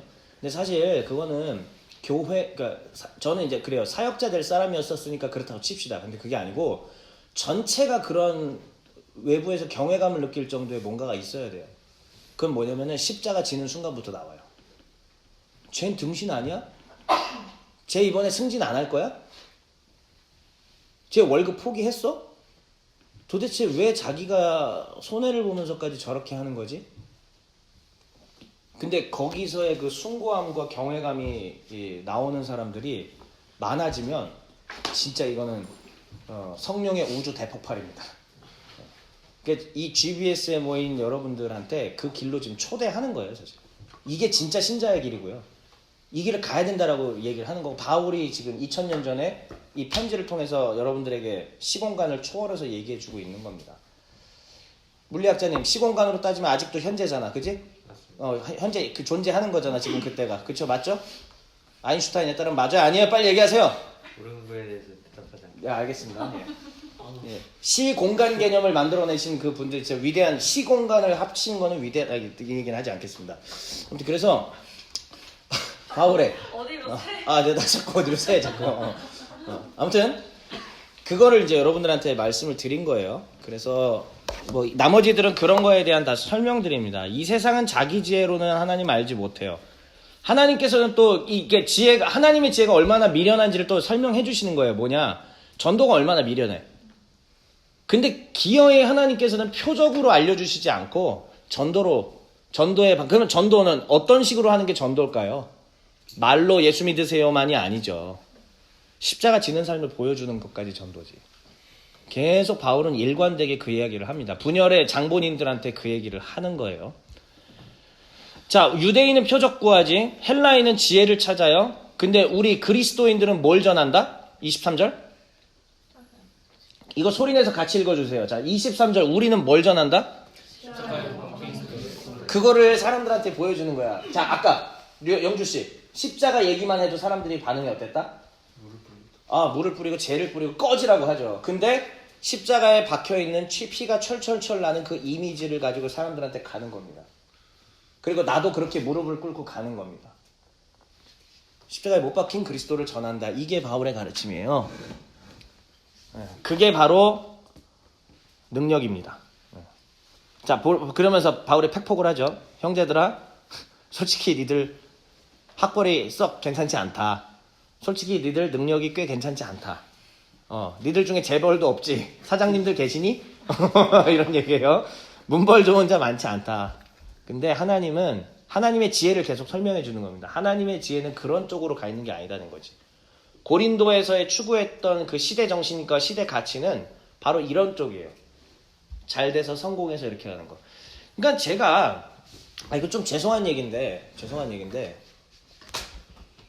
제가 학생 때 고등학교 딱 무렵, 그리고 그 뒤에 이제 20대 딱 됐을 때 한참 유행했던 게 그 들어보셨을 거예요. 다니엘 학습법이라고. 들어봤어요? 맞아요. 네. 그 다니엘 학습법 그 목사님 지금 어디서 사역하시는지 아세요? 그분이 지금 한기총 회장님네 교회에 있습니다. 자, 이게 지금 무슨 말인지 아세요? 이제 김주현 알아들었어? 자, 다시요. 네네네. 그 텔레비에 계속 나오셨던 우리 지읒 목사님. 저는 그래도 목사님이라고 꼭 붙입니다. 꼬박꼬박. 어쨌든 그때 그렇게 유행했던 그 방식들이 우리에게 한국 기독교에게 고지론이라는 것들을 전달해줬죠. 고지론은 뭘까요? 일단 전쟁에 있을 때 고지를 점령해야 유리하다 뭐 그런 얘기잖아요. 그러니까 그리스도인들이 명문대를 가야 되고 그리스도인들이 잘 돼야 되고 그리스도인들이 돈을 많이 벌어야 사람들한테 어떻게 된다? 영향력을 끼칠 수 있다. 아니 근데 일부는 맞아. 사실은 맞는 얘기지. 예를 들면 지금 이제 목사님 되셨지만 원래는 미국에서 주차타워 사업으로 잠언 31장 말씀을 가지고 주차타워 사업으로 대형 성공을 이루신 미국에서 하형록 회장님 팀 하스 들어보셨어요? KBS 일요 스페셜에서도 했었어요. 특집으로 다뤘어요. 그분은 잠언 31장 말씀을 가지고 했고 그 다음에 직원들 복지도 얼마나 잘해줘. 미국에서도 완전 인정받는 분이에요. 그런데 그런 분들도 계시죠. 그런 분들이 하셔야 하고요. 이랜드도 사실 박성수 회장님이 그런 식으로 하신 거고요. 오카노 목사님한테 배우시면서 그렇게 하신 거죠. 새로운 걸 꿈꾸고. 하지만 현재 이랜드도 아씨 우리 형이 이랜드라서 이거 녹음되고 있잖아. 자, 내가 들은 게 좀 있어서 여기까지 하겠습니다. 자, 아무튼 그래요. 그러니까 시간이 지나면서 그런 부분, 그러니까 고지론적인 것들을 우리에게 계속 강조를 해왔죠. 지난 20년의 세월이. 그리고 그 고지론 세상 속에서 여러분들이 태어나신 거예요. 고지론이 아주 그 한국 기독교에 보편화되어 있는 상황 가운데 태어나셨고, 그러니까 그런 것들을 들어오면서 큰 거지. 근데 사실 이제 한국이 완전 저성장 시대로 돼가고, 그다음에 여러 가지 문제들과 경제적인 뭐 상황들을 맞이하면서 전혀 그것과는 맞지 않는 시대가 됐죠. 우리랑은 아무 관련이 없는 시대가 되어버렸고요. 그냥 그때 그러니까 우리는 지금 타이밍에서 한 번쯤 전환기를 맞이할 수 있는 겁니다. 세월호가 그랬고, 그다음 또 이 코로나가 그랬고요. 근데 그때에 바울이 얘기한 이거 진리예요. 결국은 고지론이 때로는 힘을 발휘할 때도 있고 뭐 이게 힘을 발휘할 때도 있지만은 시대를 불문하고 무조건적인 진리는 바로 이 십자가의 지혜를 따르라는 진리. 이건 안 바뀌어요. 그리스도인들이 이거를 망각하는 순간 교회는 외형은 커지고 도덕적으로 윤리적인 능력은 타락해집니다. 네, 다시요. 요거를 십자가의 지혜를 잃어버리는 순간 교회는 역사가 그랬어요. 외형은 아주 커져요. 잘 되고. 근데 능력은 떨어지죠. 그러니까 성경에 이런 얘기 있죠, 신약에. 너희가 경건에 모양은 있으되 경건에 능력을 부인하는 자다. 그래서 경건의 능력이 부인하고 경건의 능력이 없죠. 네. 경건의 능력이 없는 겁니다. 그러니까 외부 사람들이 우리를 보고 경외감을 느낄 정도로 해야 그게 진짜 경건의 능력이에요. 그래요. 하여튼 얘기가 좀 길었습니다. 그래도 중요한 것도. 이따 또 뭐 하여튼 이런 부분에 대해서 저하고 얘기하는 것도 좋고요. 좀 멤버들끼리 그냥 막 이런 얘기들은 자주 하셨으면 좋겠어요. 자, 그래 이거를 키아스틱 구조로 완벽하게 풀어낸 게 바로 이겁니다. 기가 막히죠. 베일리 교수 만세. 몇 년 전에 돌아가셨습니다. 돌아가셨지만은 그의 홈페이지는 그의 모든 저작들과 자료들을 다 남겨놓고 돌아가셨습니다. 예, 다 구할 수 있어요. 아무튼 이게 키아스틱. 그러면 보세요. 하나님의 지혜, 그 다음에 하나님의 미련하심이 사람의 지혜보다 지혜롭다. 위아래. 그 다음에 하나님이 전도에 미련한 것으로 믿는 자들을 구원하신다. 여기는 이제 전도로 믿는다라는 얘기는 부르심을 받는 거잖아요. 부르심을 받는 자들, 즉 유대인과 그리스도인에게는 그리스도가 하나님의 능력과 하나님의 지혜다. 부르심을 받은 자에게는 그리스도가 하나님의 능력이 되신다. 유대인은 표적을 구하고 그리스도인은 지혜를 찾으나 유대인에게는 걸림돌이고 이방인에게는 미련한 것입니다. 그럼 도대체 이 걸리고 미련한 것은 뭘까요?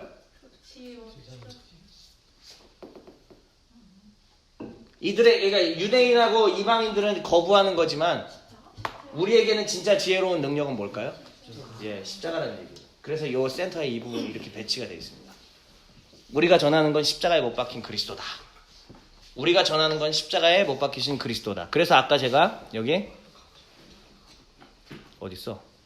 23절 크게 읽으라고 했었잖아요. 다시 한번 읽어보세요. 시작. 네, 우리는 십자가에 못 박힌 그리스도를 전한다는 얘기입니다. 자, 여기까지 하고 그 다음에 자 이게 이제 여기까지 그 센터의 두 번째 문단을 본 거고요. 그러면 이제 세 번째 문단입니다. 2장 3절부터 16절이에요. 하여튼 너무 빨리 가서 죄송해요. 예. 자, 일단 읽어주세요. 큐. 내가 너희 가운데 거할 때에 약하고 두려워하고 심히 떨었노라. 내 말과 내 전도함이 설득력 있는 지혜의 말로 하지 아니하고 다만 성령의 나타나심과 능력으로 하여 너의 믿음이 사람의 지혜에 있지 아니하고 다만 하나님의 능력에 있게 하려 하였노라. 오케이, 일단 여기 끊어야겠다. 자, 그러니까 바울은 이 고린도 교인들한테 함께 지낼 때 어떤 방식으로 했냐면은 거만하게 또 지식을 막 뿜뿜하면서 그렇지 않았다라는 거예요. 약하고 두려워하고 떨었다. 그런 자세로 했다라는 얘기죠. 지혜의 말로 수사적인 걸로 복음을 전하지 않았고 그와 함께 하시는 성령의 나타나심과 능력으로 했다라는 얘기입니다. 제가 우리 전에도 이제 말씀드렸다시피 그 몇몇 사람들하고는 얘기를 했는데요. 우리 교단에서 그래도 우리 시대에 굉장히 존경받는 어른으로 지금 뽑히는 분이 이제 분당 우리 교회 이찬수 목사님이시잖아요. 많은 분들이 좋아하고 이찬수 목사님 설교를 참 사랑하죠, 사람들이. 근데 신학도를 저희가 이제 신학생 때도 우리 후배들이 또 전해주는 얘기인데, 여러분 이찬수 목사님이 사실 그러니까 굉장히 뭐 지적인 설교하세요? 아니죠. 예. 그러니까 이찬수 목사님이 저희 신대원에 오시면 항상 하는 얘기가 뭐냐면은, 여러분 저는 제 앞에 송태근 목사님만 안 오시면 좋겠어요 이러시는 거예요. 네, 그러니까 손태근 목사님은 완전히 진짜 강해하는 그런 스타일이고, 이창수 목사님 그거 아니잖아요. 근데 저는 진짜 놀라운 체험을 한 게, 손태근 목사님도 시작부터 들리는 설교고요. 이찬수 목사님은 5초 안에 바로 빨려 들어가요. 나는 이찬수인지도 모르고 맨 뒷자리에 있다가 했는데 갑자기 설교하는 순간에 뭐지 들리네 딱 봐니까 이찬수야. 이건 진짜 신기한 거예요. 근데 왜 그런가 했더니, 그때 이제 제가 신대원 때 또 대학에 다니고 있던 후배들한테 이제 대학에 가서도 또 설교를 하셨대요. 그 개강 수련회나 뭐 이런 거 할 때, 형님 놀라운 체험을 했습니다. 뭔데? 그러니까 이찬수 목사님이 등단하셔서 아무 말씀 안 하셨는데 사람들이 울기 시작합니다. 이건 실제 있었던 얘기예요. 우리 후배님한테 들은 얘기죠. 그냥 올라오셨는데 갑자기 그냥 사람들이 울기 시작하더래. 별 말씀 안 했는데. 그때 이제 도대체 왜 그 이찬수 목사님이 아주 뛰어난 신학 지식, 성경 뭐 그런 거라기보다 진짜 하나님 함께하는 사람이구나. 나 거기서 느낀 거죠. 진짜 하나님이 함께하는 분이구나. 이찬수 목사님이 귀신 쫓아내는 얘기 이런 거 막 간증한 거 모르죠. 우리 신대원 와서는 재밌는 얘기 많이 하시거든요. 본인은 정작 그런 거 할 줄 모르는데 다른 사람이 막 귀신 그래서 나는 한 번도 축사를 안 해봤대. 그래서 쫄아가지고 귀신 들렸다고 하니까, 그래도 담임 목사니까 가서, 난 한 번도 이런 거 안 해봤는데 이러면서 이제 간 거야. 한 번도 안 해봤는데 큰일 났네 이러면서 같이. 근데 그냥 하고 기도를 하는데 얼마 있다가 무슨 일이 벌어지냐. 헤이 이찬수 목사는 너무 순수해, 가야겠어 그러면서 그냥 나갔대. 근데 갑자기 그 뒤에 이제 이찬수 목사님 말 더 웃겼어. 근데 귀신은 거짓말 하잖아요. 그래가지고 이제 신대원생들이 전부 뒤집어졌죠, 이제. 그러니까, 거짓말이라니, 그러니까 순수하단 말이 거짓말일 수도 있다는 얘기지. 그러니까 이제 우리한테 해주셨는데, 저는 그게 생각합니다. 그냥 가만히 계셔도 하나님이 진짜 함께하는 거. 그러니까 이게 이찬수 목사님 생각하면서 바울 요 부분을 그렇게 생각되더라고요. 물론 바울 최고 지식인이야. 정말 잘했어요. 근데도 교만하지 않고 겸손하니까. 근데 진짜 그것보다도 정말 자기 자신이 하나님과 함께하는 거, 그리고 성령의 능력이 막 나타나서 그런 일이 일어났다고 믿어요 저는. 그래서 우리도 그런 청년부가 되면 좋겠고, 온 교회가 그렇게 됐으면 좋겠습니다. 우리 집사님들도 사람들이 딱 했을 때 진짜 하나님 함께하는 분이구나 저분, 이런 느낌 나게.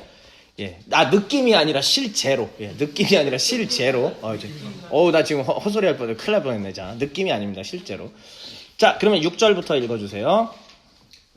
그러나 우리가 온전한 자들 중에서는 지혜를 말하노니, 이는 이 세상의 지혜가 아니요 또 이 세상에서 없어질 통치자들의 지혜도 아니요 오직 은밀한 가운데 있는 하나님의 지혜를 말하는 것으로서 곧 감추어졌던 것인데, 하나님이 우리의 영광을 위하여 만세전에 미리 정하신 것이라.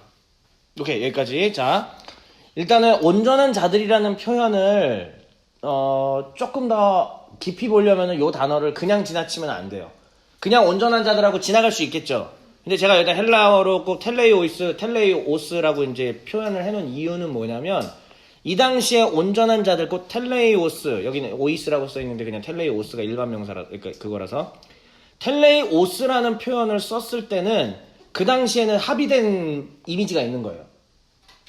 그러니까 텔레이오스라는 거는 그냥 온전한 자들이라는 개념이 아니라 텔레이오스들이라고 하는 딱 그 느낌이 있는 거예요. 이해가 되세요? 안 돼? 뭔데? 그러니까 예를 들면 잠깐만요. 딸기 쿠키다 했는데, 예를 들어서 딸기 쿠키 파가 있다고 칩시다. 이 딸기 쿠키 파들은 대한민국을 시끄럽게 하는 사람들이야. 딸기 쿠키를 막 다 훔치고 다니면서 뭘 했던 사람들은 칩시다. 지금 나 만들어낸 거야. 그냥 막 만들어낸 거예요. 이해하세요? 예, 지금 갑자기.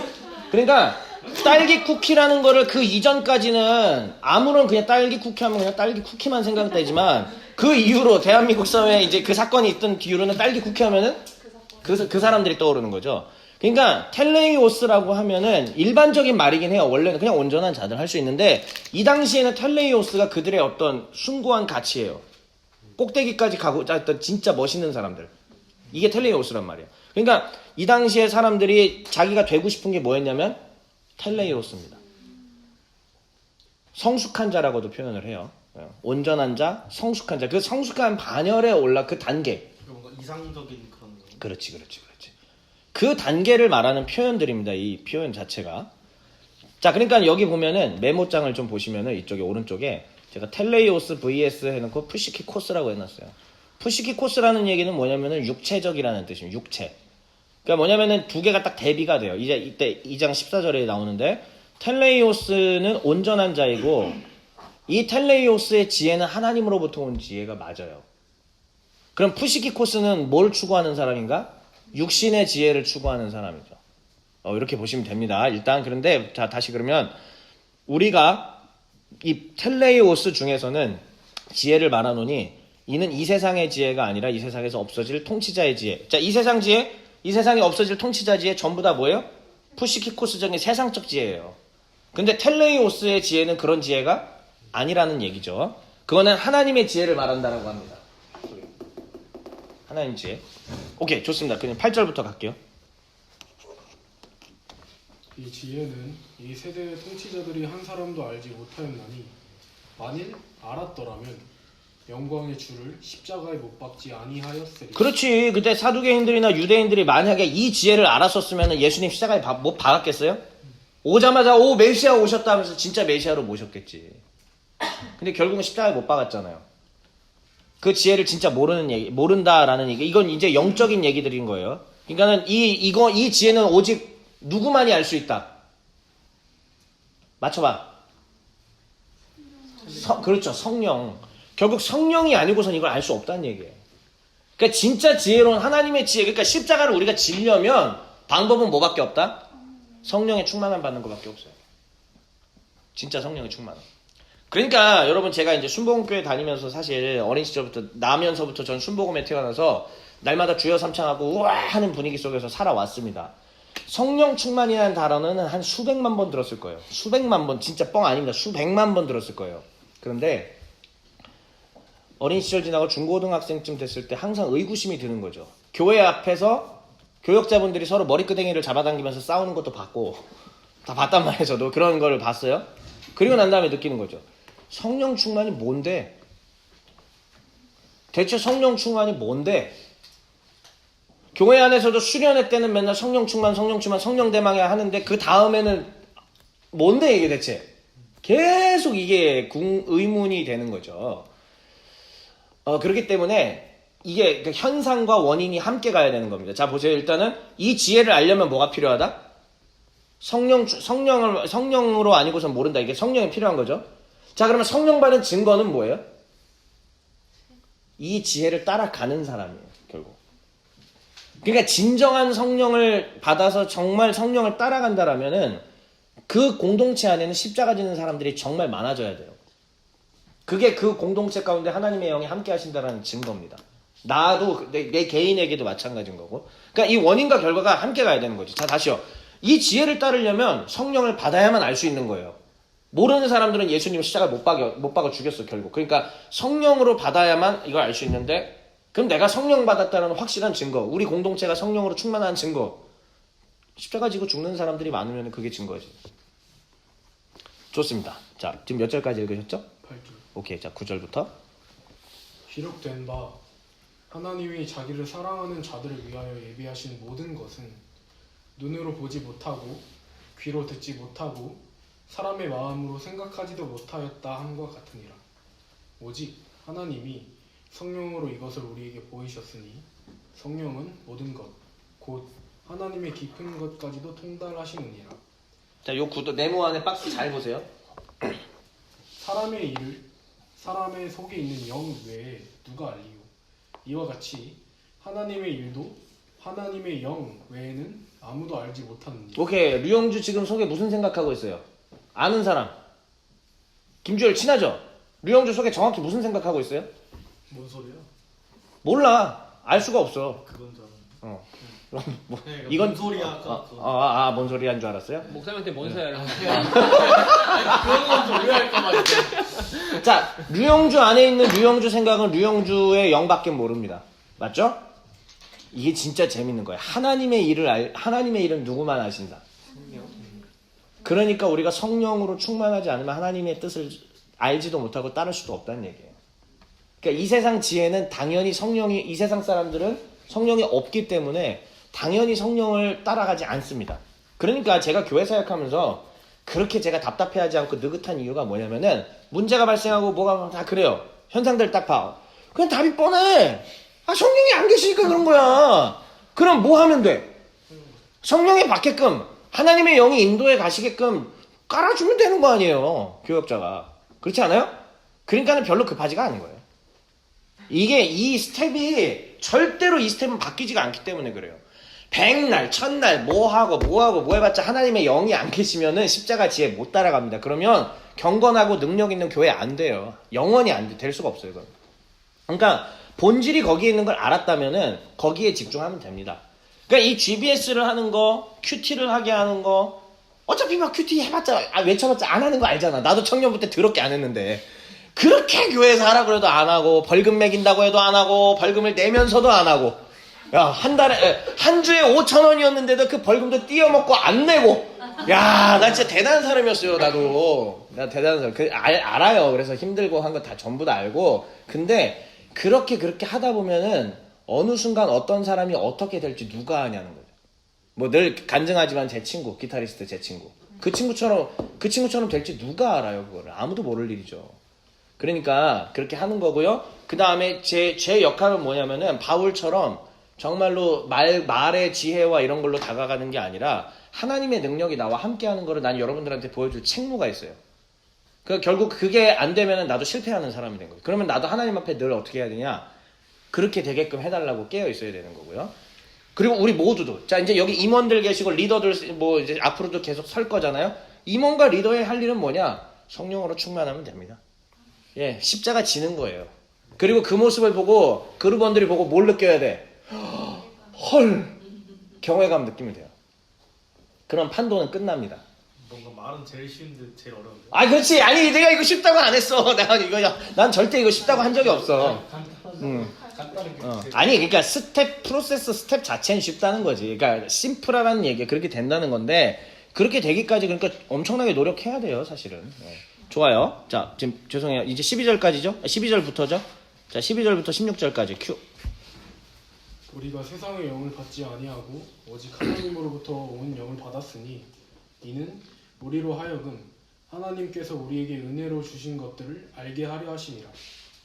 우리가 이것을 말하거니와 사람의 지혜가 가르친 말로 아니하고 오직 성령께서 가르치신 것으로 하니 영적인 일은 영적인 것으로 분별하느니라. 그렇지. 육에 속한 사람. 이게 푸시키코스 안트로포스입니다. 안트로포스가 여기 이게 헬라어인데 저기 앞에가 푸시키코스고 안트로포스인데 안트로포스가 사람이에요. 그러니까 육에 속한 사람. 푸시키코스는 사람이라는 뜻입니다. 이거 한번 이렇게 눈으로 보란 얘기예요. 계속 다시 육에 속한 사람. 푸시키코스 안트로노스는 하나님의 성령의 일들을 받지 아니하나니 이는 그것들이 그에게는 어리석게 보임이로 또 그는 그것들을 알 수도 없나니 그러한 이는 영적으로 분별되기 때문이라. 자, 잠깐만 멈추고 14절 머릿속에서 이해돼요? 구도가? 다시 한번 생각해보세요. 14절 직접 보면서 생각하세요. 이게 지금 이해가 돼야 돼요. 그 사이에 나는 이거 한 잔 혹시 남았습니까? 그걸 제가 따로 이 말이 이해가 돼서 사람들한테 설명까지 할 수 있어야 돼.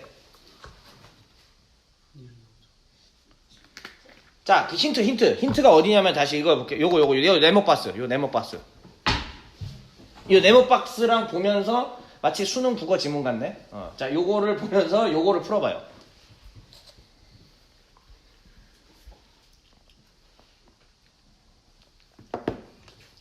하나님의 일은 누구만 안다? 그러면 사람이 하나님의 일을 알려면 뭘 받아야 돼요? 네, 하나님의 영이신 성령을 받아야 되죠. 그러면 육에 속한 사람, 푸시키코스 안트로포스는 어떤 사람이에요? 성령이 없는 사람. 성령을 안 받았잖아. 그러면 하나님의 일을 알아요, 몰라요? 모르죠. 모르니까는 하나님의 일을 뭐라고 생각해요? 예, 어리석다고 생각하고 안 받았으니까 몰라. 그런 얘기예요. 반면에 15절. 신령한 자는 모든 것을 판단하나 자기는 아무에게도 판단을 받지 아니하느니라. 누가 주의 마음을 알아서 주를 가르치겠느냐. 그러나 우리가 그리스도의 마음을 가졌느니라. 네.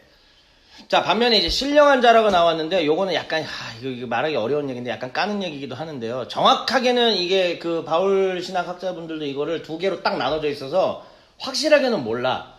그러니까 무슨 얘기냐? 신령하기 때문에 나는 내가 다 알아서 하나님 영을 받아서 다 알아서 뭐 판단을 한다라는 이야기인지 아니면은 이거를 저 그리스도파 지들이 성령 뭐 영적으로 충만하다고 그래서 이렇게 하는데 지들밖에 모르니까 뭐 지들은 남한테서 판단도 안 받고 지들밖에 모르지 이렇게 놀리는 건가? 두 개로 나눠져 있는 얘기예요. 근데 문맥으로는 몰라. 아직까지도 못 밝혀냈어. 이건 학자들도 정확하게는 못 밝혀냈어요. 그렇기 때문에 제가 여기다가 신령하기의 판단 이렇게 해놓고 여기는 그리스도파에 대한 조소 이런 식으로 두 개로 그냥 나누는 것 뿐입니다. 자, 근데 핵심은 이제 여기서 나오는 거예요. 바로 자 3장 1절 쭉 갑시다. 형제들아, 내가 신령한 자들을 대함과 같이 너희에게 말할 수 없어서 육신에 속한 자, 곧 그리스도 안에서 어린아이들을 대함과 같이 하노라. 오케이. 여기에 얘기를 들으면 이제 까는 것 같은 느낌이 딱 드러납니다.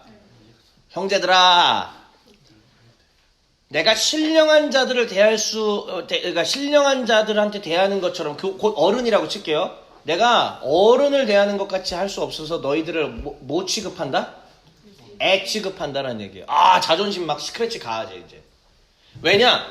고린도 교인들은 지금 자기들이 뭐라고 생각하고 살았냐면 텔레우스 아까 앞에 온전한 자, 성숙한 자, 그 신령한 자라고 자기들이 생각했거든요. 근데 신령이라는 정확히 뜻이 어떤 거예요? 신령? 푸뉴마티코스인데 푸뉴마라는 게 사실은 그냥 영이에요, 영. 그러니까 이 신령하다라는 게 도덕적 가치까지 들어간 얘기인지 그것까지는 아주 냉철하게는 모르겠지만 어쨌든 신령하다라고 얘기했을 때는 그러니까 하나님의 영 안에 있다라는 뉘앙스죠. 그런 뉘앙스. 저기 믿을 신자는 아니겠죠? 근데 여기에서는 그런 의미가 아니에요. 산신령할 때 믿을 신자예요, 혹시? 산신령할 때? 영을 믿는다는 거. 신신자죠. 그래서 신령한 자. 저 신령한 자들이 앞에 그 신령한 자들이랑 같아요. 어디요? 일단은 그래요, 일단은. 왜냐면 여기 똑같이 푸뉴마티코스거든요. 푸뉴마티코스. 지금 다들 그거 찾으려고 하는구나. 자, 이제 죄송합니다. 찾지 마세요. 바울 학자들이 아직까지도 못 찾았어요. 100몇십 년 동안. 자, 거기 일단 그렇게만 얘기해 드릴게요. 아직까지 못 찾았어요. 이렇게만 아세요. 한자가 궁금했어요. 한자? 한자는 나도 모르겠어요. 신기하고 영유하다. 그러면 신신자 아니네. 무신자 아니야? 신신자지. 신자예요? 신자요? 한자는 저도 몰랐어요. 그 뜻이 궁금했어요. 자, 다시요. 근데 여기서 바울의 비꼬기 신공이 확실히 들어갑니다. 잘 보세요. 형제들아, 내가 어른들처럼 대하기가 힘들구나. 왜냐면 니들이 어린애야. 이 십자가의 지혜를 알아야 어른인데, 이거를 알아야 진짜 텔레이오스가 되는 건데, 니들 하고 있는 짓거리를 보니까 너희는 네피오이스, 어린이. 어린이가 이제 파이디온이란 말도 있고, 그 다음 네피오스라는 말도 있는데, 내가 보니까 너희들은 뭐다? 애들이야. 그러니까 애들 대하듯이 한다, 이렇게.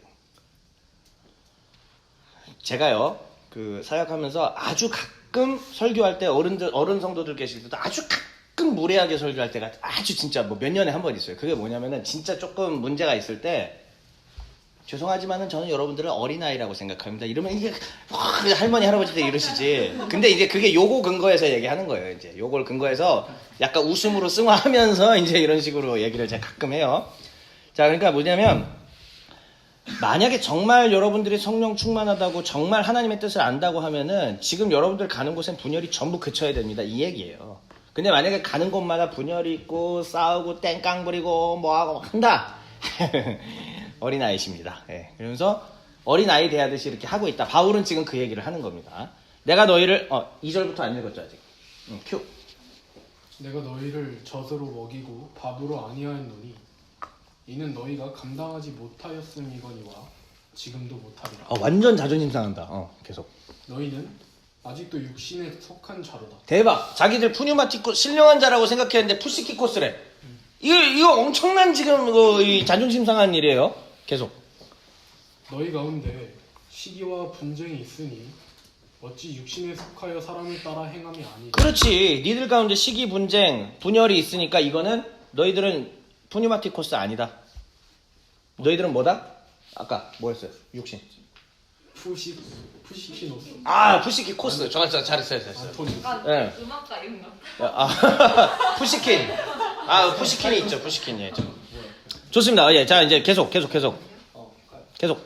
어떤 이는 말하되 나는 바울에게라 하고 다른 이는 나는 아볼로에게라 하니 너희가 육의 사람이 아니리. 분파 나눠서 이렇게 하는 거는 전부 너희들은 어차피 애들 수준이고 육신에 속한 수준밖에 안 된다. 자, 그 다음에 그래서 바울이 이제 여기 세 가지 비유로 교회를 얘기해요. 첫 번째가 뭐냐면 일단 첫 번째 읽어주세요. 다 같이. 1번 대가로 1번.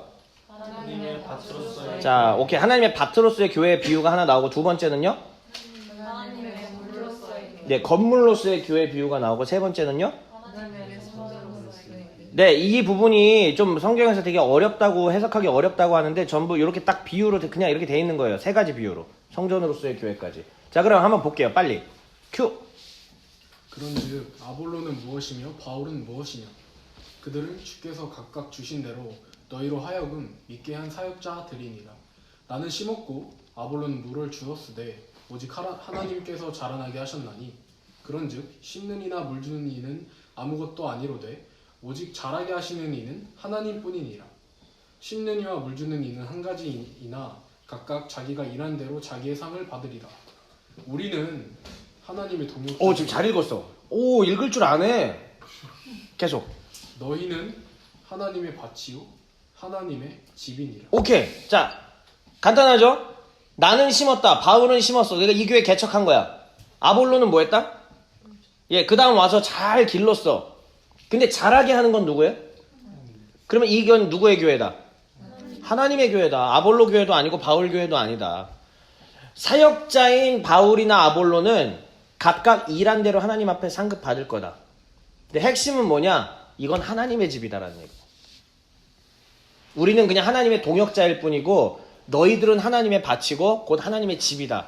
니들이 교회고 너희들의 주인은 하나님이시다.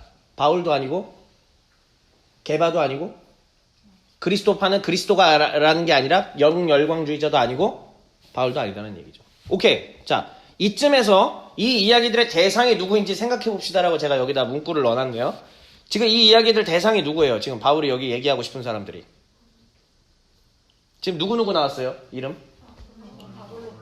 아볼로랑 바울 나왔죠.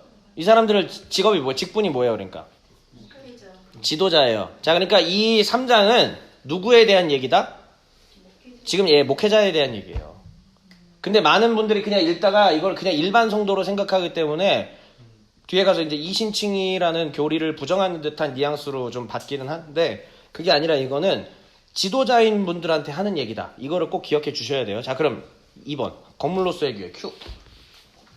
내게 주신 하나님의 은혜를 따라 내가 지혜로운 건축자와 같이 터를 닦아두매 다른 이가 그 위에 세우나 그러나 각각 어떻게 그 위에 세울까를 조심할지니라. 이 닦아둔 것 외에 능히 다른 터를 닦아둘 자가 없으니 이 터는 곧 예수 그리스도라. 자, 아까 교회의 주인은 누구라고 하셨죠?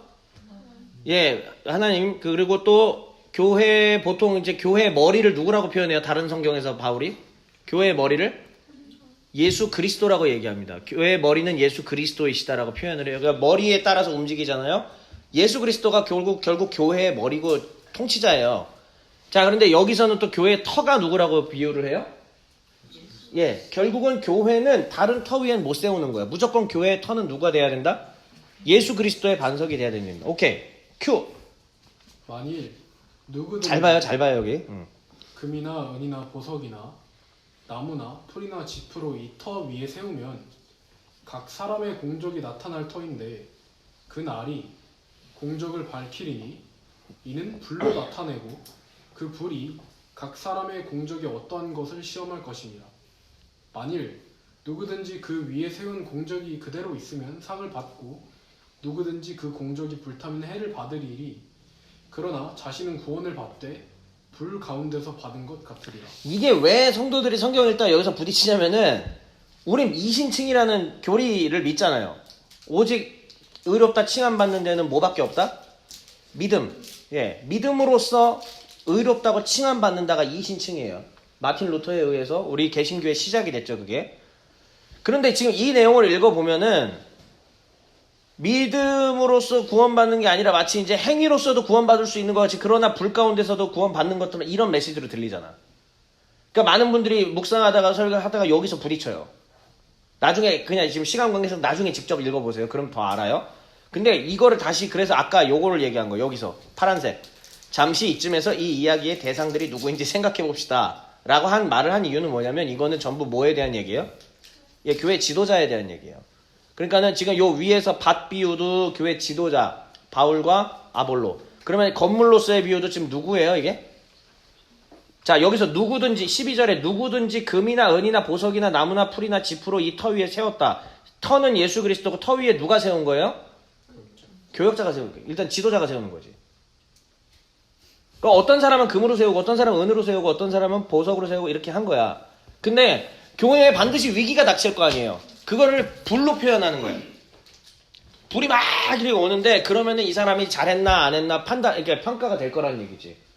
우리 그것처럼요. 뭐죠? 그 아기돼지 삼형제. 정확하게 이건 아기돼지 삼형제 비유예요. 이건. 예, 그걸로 이해하시면 돼요. 그러니까 여기서 만약에 누군가가 불에 타지 않을 만한 불연 소재로 잘 지었다. 그거는 뭐야? 교회를 믿음의 반석 위에 어떻게 했다? 잘 세웠다. 그러면 불 가운데 있어도 어떻게 된다? 안 타죠. 근데 만약에 내가 지푸라기로 해놔. 교회에 내가 사역자로 왔는데 맨날 그냥 놀기만 하고 말씀 안 가르치고 기도 안 하고 그냥 막 이렇게 해가지고 이런 거만 했어. 은사 위주로만 은사만 이제 또 했는데 정작 은사로서 이제 그 높이기만 은사 받는 것만 높이고 말씀은 전혀 중요시하지 않고 이렇게 했어. 균형을 못 잡았어. 아 이곳에서도 있어봤고 저곳에서도 있어봤어요. 다양한 경험이 많습니다. 하여튼 그래서 그러면 이제 이게 어떻게 된다는 거야. 위기가 닥쳤을 때 교회가 어떻게 될 것 같아요? 예, 무너져요. 불이 막 닥치잖아요. 반석 위에 안 서 있으면 무너져요. 반드시 무너져요. 근데 중요한 거 그러면 그 사역자분은 천국과 지옥가? 천국 가요. 자, 요 표현 보세요. 뭐라고 돼 있어? 15절.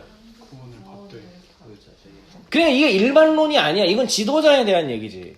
지도자급 되시는 분이 2단은 아니잖아요, 사실. 그러니까 2단이 아니라 지도자인데 그 지도자가 어떤 사람은 금으로 세웠고 어떤 사람은 저 벽돌로 세우고 어떤 사람은 지푸라기라고 어떤 사람은 뭐 아기돼지 삼형제처럼 한 거예요.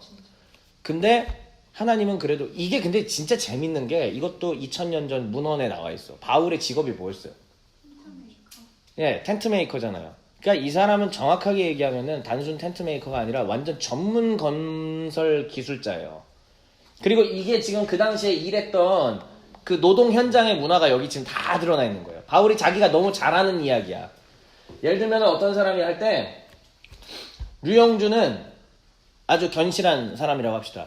이 한규동은 야매 똑같이 이게 하라고 했는데 여기는 진짜 벽돌이랑 이걸로 잘 졌는데 귀찮잖아. 무겁잖아. 그래서 어떻게 하기 시작하는 거죠?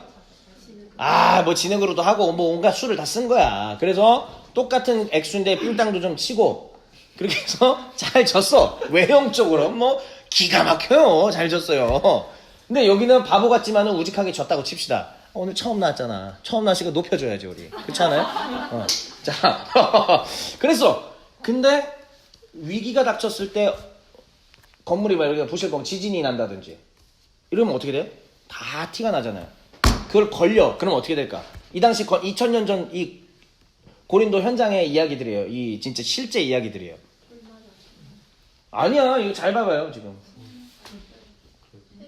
15절에 답이 있어. 혼은 내고 그 뭐 벌금도 매기고 하긴 하는데 이 건설 현장에서 내보내진 않아요. 일자리 계속 줘요. 이게 그 당시 건축 문화였다는 거예요. 그 건설 현장의 문화였대요. 그러니까 바울은 이 이야기들을 비유로 든 거야. 자기가 너무 잘하는 비유잖아. 자기 실생활에서 있는 이야기잖아요. 그러니까 그걸 비유를 들면서 사역자들이 이 사람은 이렇게 잘했고 저 사람은 못할 수도 있어. 하지만 그걸 가지고 천국과 지옥을 나누진 않는다라는 얘기지. 하지만 하나님 앞에 잘한 대로 못한 대로 어떻게 된다? 각각 자기의 상 받는다. 그래서 앞에 아까 나왔었잖아요. 어딨어? 못 찾으면 다시 내려가야지.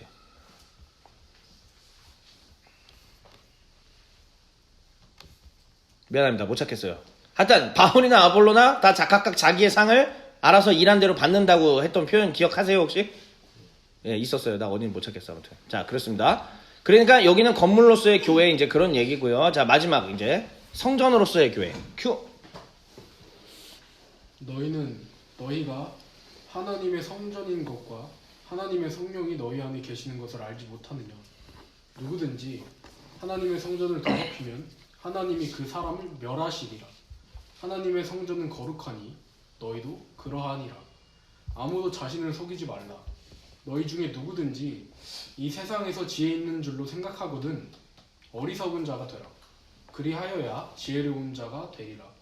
이 세상 지혜는 하나님께 어리석은 것이니 기록된 바 하나님은 지혜 있는 자들로 하여금 자기 꾀에 빠지게 하시는 이라 하였고 또 주께서 지혜 있는 자들의 생각을 헛것으로 하신다 하셨느니라.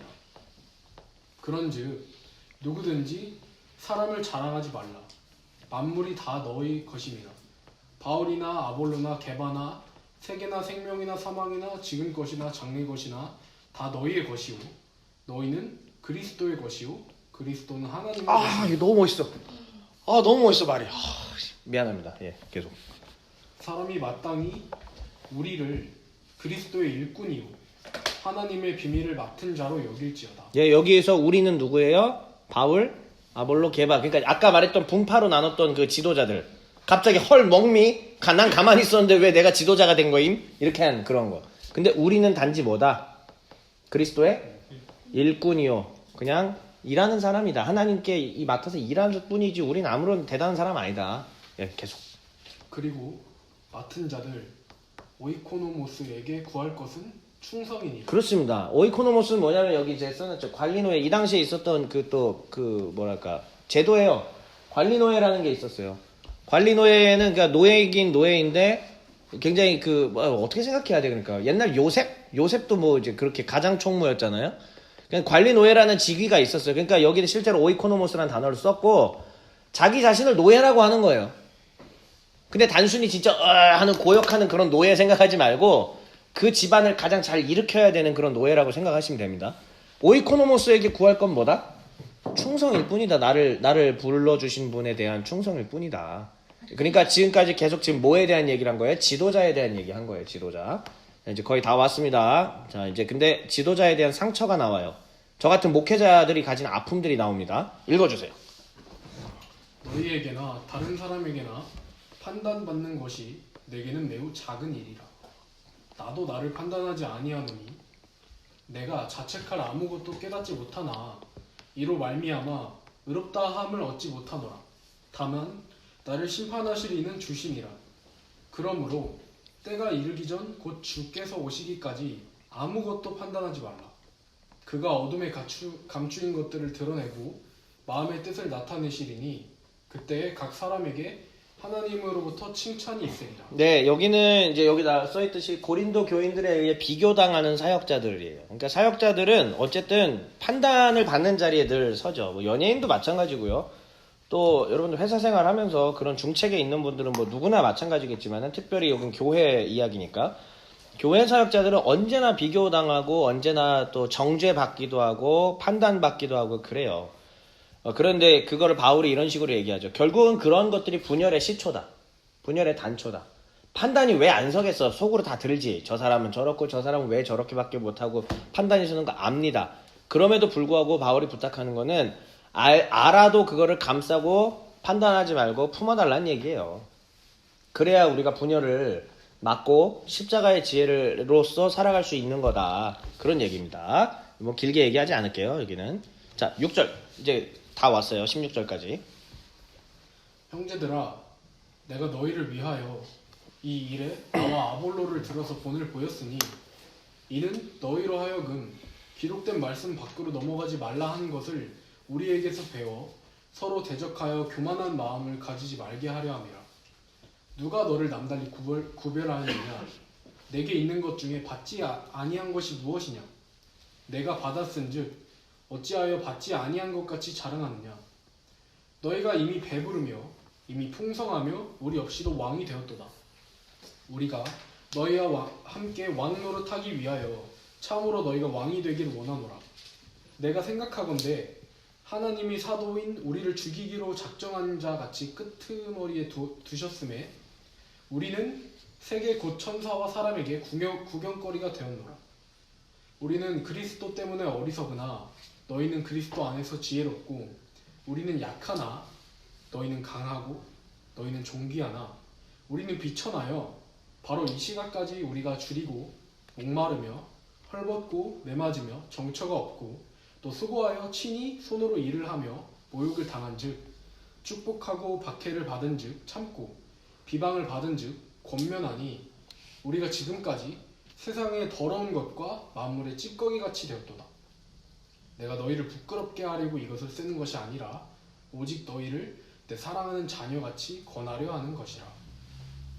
그리스도 안에서 1만 스승이 있으되 아버지는 많지 아니하니 그리스도 예수 안에서 내가 복음으로써 너희를 낳았음이라. 그러므로 내가 너희에게 권하노니 너희는 나를 본받는 자가 되라. 네, 마지막은 그냥 쭉 그런 얘기라서 여기 이제 뒤에 이거 설교 때 제가 작년에 보여드렸던 거고요. 일단 요 얘기를 정리되는 얘기에 다시 앞으로 쭉 가보면은 처음에 이 단락 전체 1주제 전체를 한번 볼게요. 자, 고린도전서 1주제 전체였습니다. 한번 문제점은 분열이 있었다라는 얘기고 분열이 있으니까 이들은 어린 아이 수준이다. 육신에 속한 푸시키코스 안트로포스가 될 수밖에 없다. 그럼 진정한 지혜는 뭐냐? 십자가를 지는 지혜다. 그것이 진짜 지혜고 십자가에서 죽는 거예요. 자기가 죽고 늘 낮아지고 섬기는 거 그것이 진짜 하나님의 지혜요 능력인데 그것은 누구로만 알 수 있게 된다. 실천할 수 있게 된다. 성령으로만 그게 가능하다라는 이야기이에요. 자, 그러면서 마지막으로 이 사역자들을 빙자하여 니들 분파를 나눴던 거를 이제 잘 둘러서 얘기를 하는 겁니다. 그러니까 사실 바울이 파 안 나눴죠. 아볼로가 파 안 나눴죠. 게바가 파 안 나눴죠. 그런데 이거를 그 뒤에 있는 사람들이 나눈 거잖아요. 그 뒤에 있는 사람들은 결국 무슨 지혜를 따라가는 사람? 세상 지혜 따라가는 사람이죠. 육신의 지혜를 따라가는 사람. 곧 텔레이오스도 아니고 푸뉴마티코스 그러니까 신령한 자도 아니고 어떤 사람? 그렇지. 야, 오늘 기가 막히네. 오늘 딱딱 맞아 이게 지금 티키타카가. 예. 그래서 육신에 속한 사람. 그러기 때문에 그런 사람들이 교회 안에서 팔을 나누고 뒤에서 조장하고 쏘삭쏘삭거리고 있기 때문에 이런 문제가 발생했다. 그러므로 너희들아 불쌍한 사역자들, 애먼 사역자들 가만 놔두고 회개하고 하나님의 지혜인 그 십자가로 정신을 차려라. 그게 바로 마지막에 했었던 여기 이야기들입니다. 기록한 말씀 밖으로 넘어가지 말라 한 것을 우리에게 배워 서로 대적하여 교만한 마음을 가지지 말게 하려 함이라. 교만하지 말아라. 자, 그 다음에 또 너희가 이미 배부르며 이미 풍성하며 우리 없이도 왕이 되었도다. 자, 우리는 어떤 사람들이냐? 세계와 천사와 사람에게 구경거리가 되었다. 마치 어떤 사람들처럼 우리는 어떤 사람들? 죽이기로 작정된 자들 같이. 물론 이제 끄트머리에 대해서 뭐 해석들이 여러 가지 있는데 그건 굳이 하지 않을게요. 그러니까 무슨 얘기냐? 실제로 사도들이 어떻게 살았어요? 제자들이 어떻게 살았어요? 일꾼들이? 콜로세움. 혹시 콜로세움 여행 가봤어요? 나 안 가봤는데. 콜로세움 안 가봤어요? 로마에? 콜로세움 거기서 아시다시피 예수 믿는 사람들 어떻게 했습니까? 예, 사자밥 대기하고 잡아 죽였죠. 검투사로 이렇게 실제로 검투사하면서 죽이기도 했고요. 뭐 수전도 치렀는데 수전까지 했는지 그건 내가 역사 기록을 본 적이 없어서 모르겠어요. 거기가 배수 시설이 잘 돼 있어서 순식간에 물이 들어와요. 그럼 배 타고 거기서 수전도 하게 해요. 실제로 죽이게 하죠. 그지 같은 나라예요, 정말 로마는. 네. 그런데 거기서 예수 믿는 사람들이 정말 그냥 사람들한테 구경거리 된 거예요. 우리는 비천하다, 약하다, 매맞는다, 헐벗었다. 우리는 모욕당한다. 그런데 자 보세요. 사역자들이 어떻게 했는지. 모욕을 당한 즉 뭐 했어요? 박해를 받은 즉? 네. 야, 그래 또 20대 때 갑자기 생각이 나네. 참 모욕 많이 당하는데도 축복하는 연습했죠. 아니 사실 축복 안 나왔는데 강제로 한 거예요. 연습한 거예요. 연습. 그렇게 하면서 비방을 받은 즉 또한 권면하고 지금까지 여러분 이 표현 한번 생각해 보세요. 세상의 더러운 것과 만물의 찌꺼기 같이 되었대요. 자기 자신을 가려 사역자들 그렇게 해서.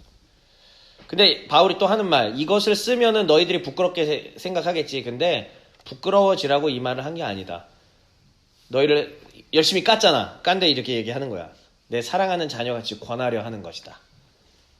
그러면서 그리스도 안에서 1만 스승이 있다. 스승은 여기 후견인 제도예요. 후견인 제도. 이 당시에 있었던 후견인 제도 한번 누가 읽어주세요. 한 권이 한번 읽어주실래요 여기? 노예에서 풀려난 자유인에게 숙식을 제공하며 자녀를 가르치도록 하는 제도에서 따온 말. 네, 이러한 후견인 스승은 많아. 하지만 진짜 아버지는 많다 없다? 없다라는 얘기예요. 근데 바울은 고린도 교인들을 향하여 뭐라고 표현하느냐? 그리스도 예수 안에서 내가 너희를 어떻게 했다? 낳았다. 그러니까 나는 너희들의 뭐다? 아버지다. 진짜 사랑한다는 얘기죠. 그러면서 내가 너희를 참으로 권하노니 본받는 자가 되라 라는 얘기입니다.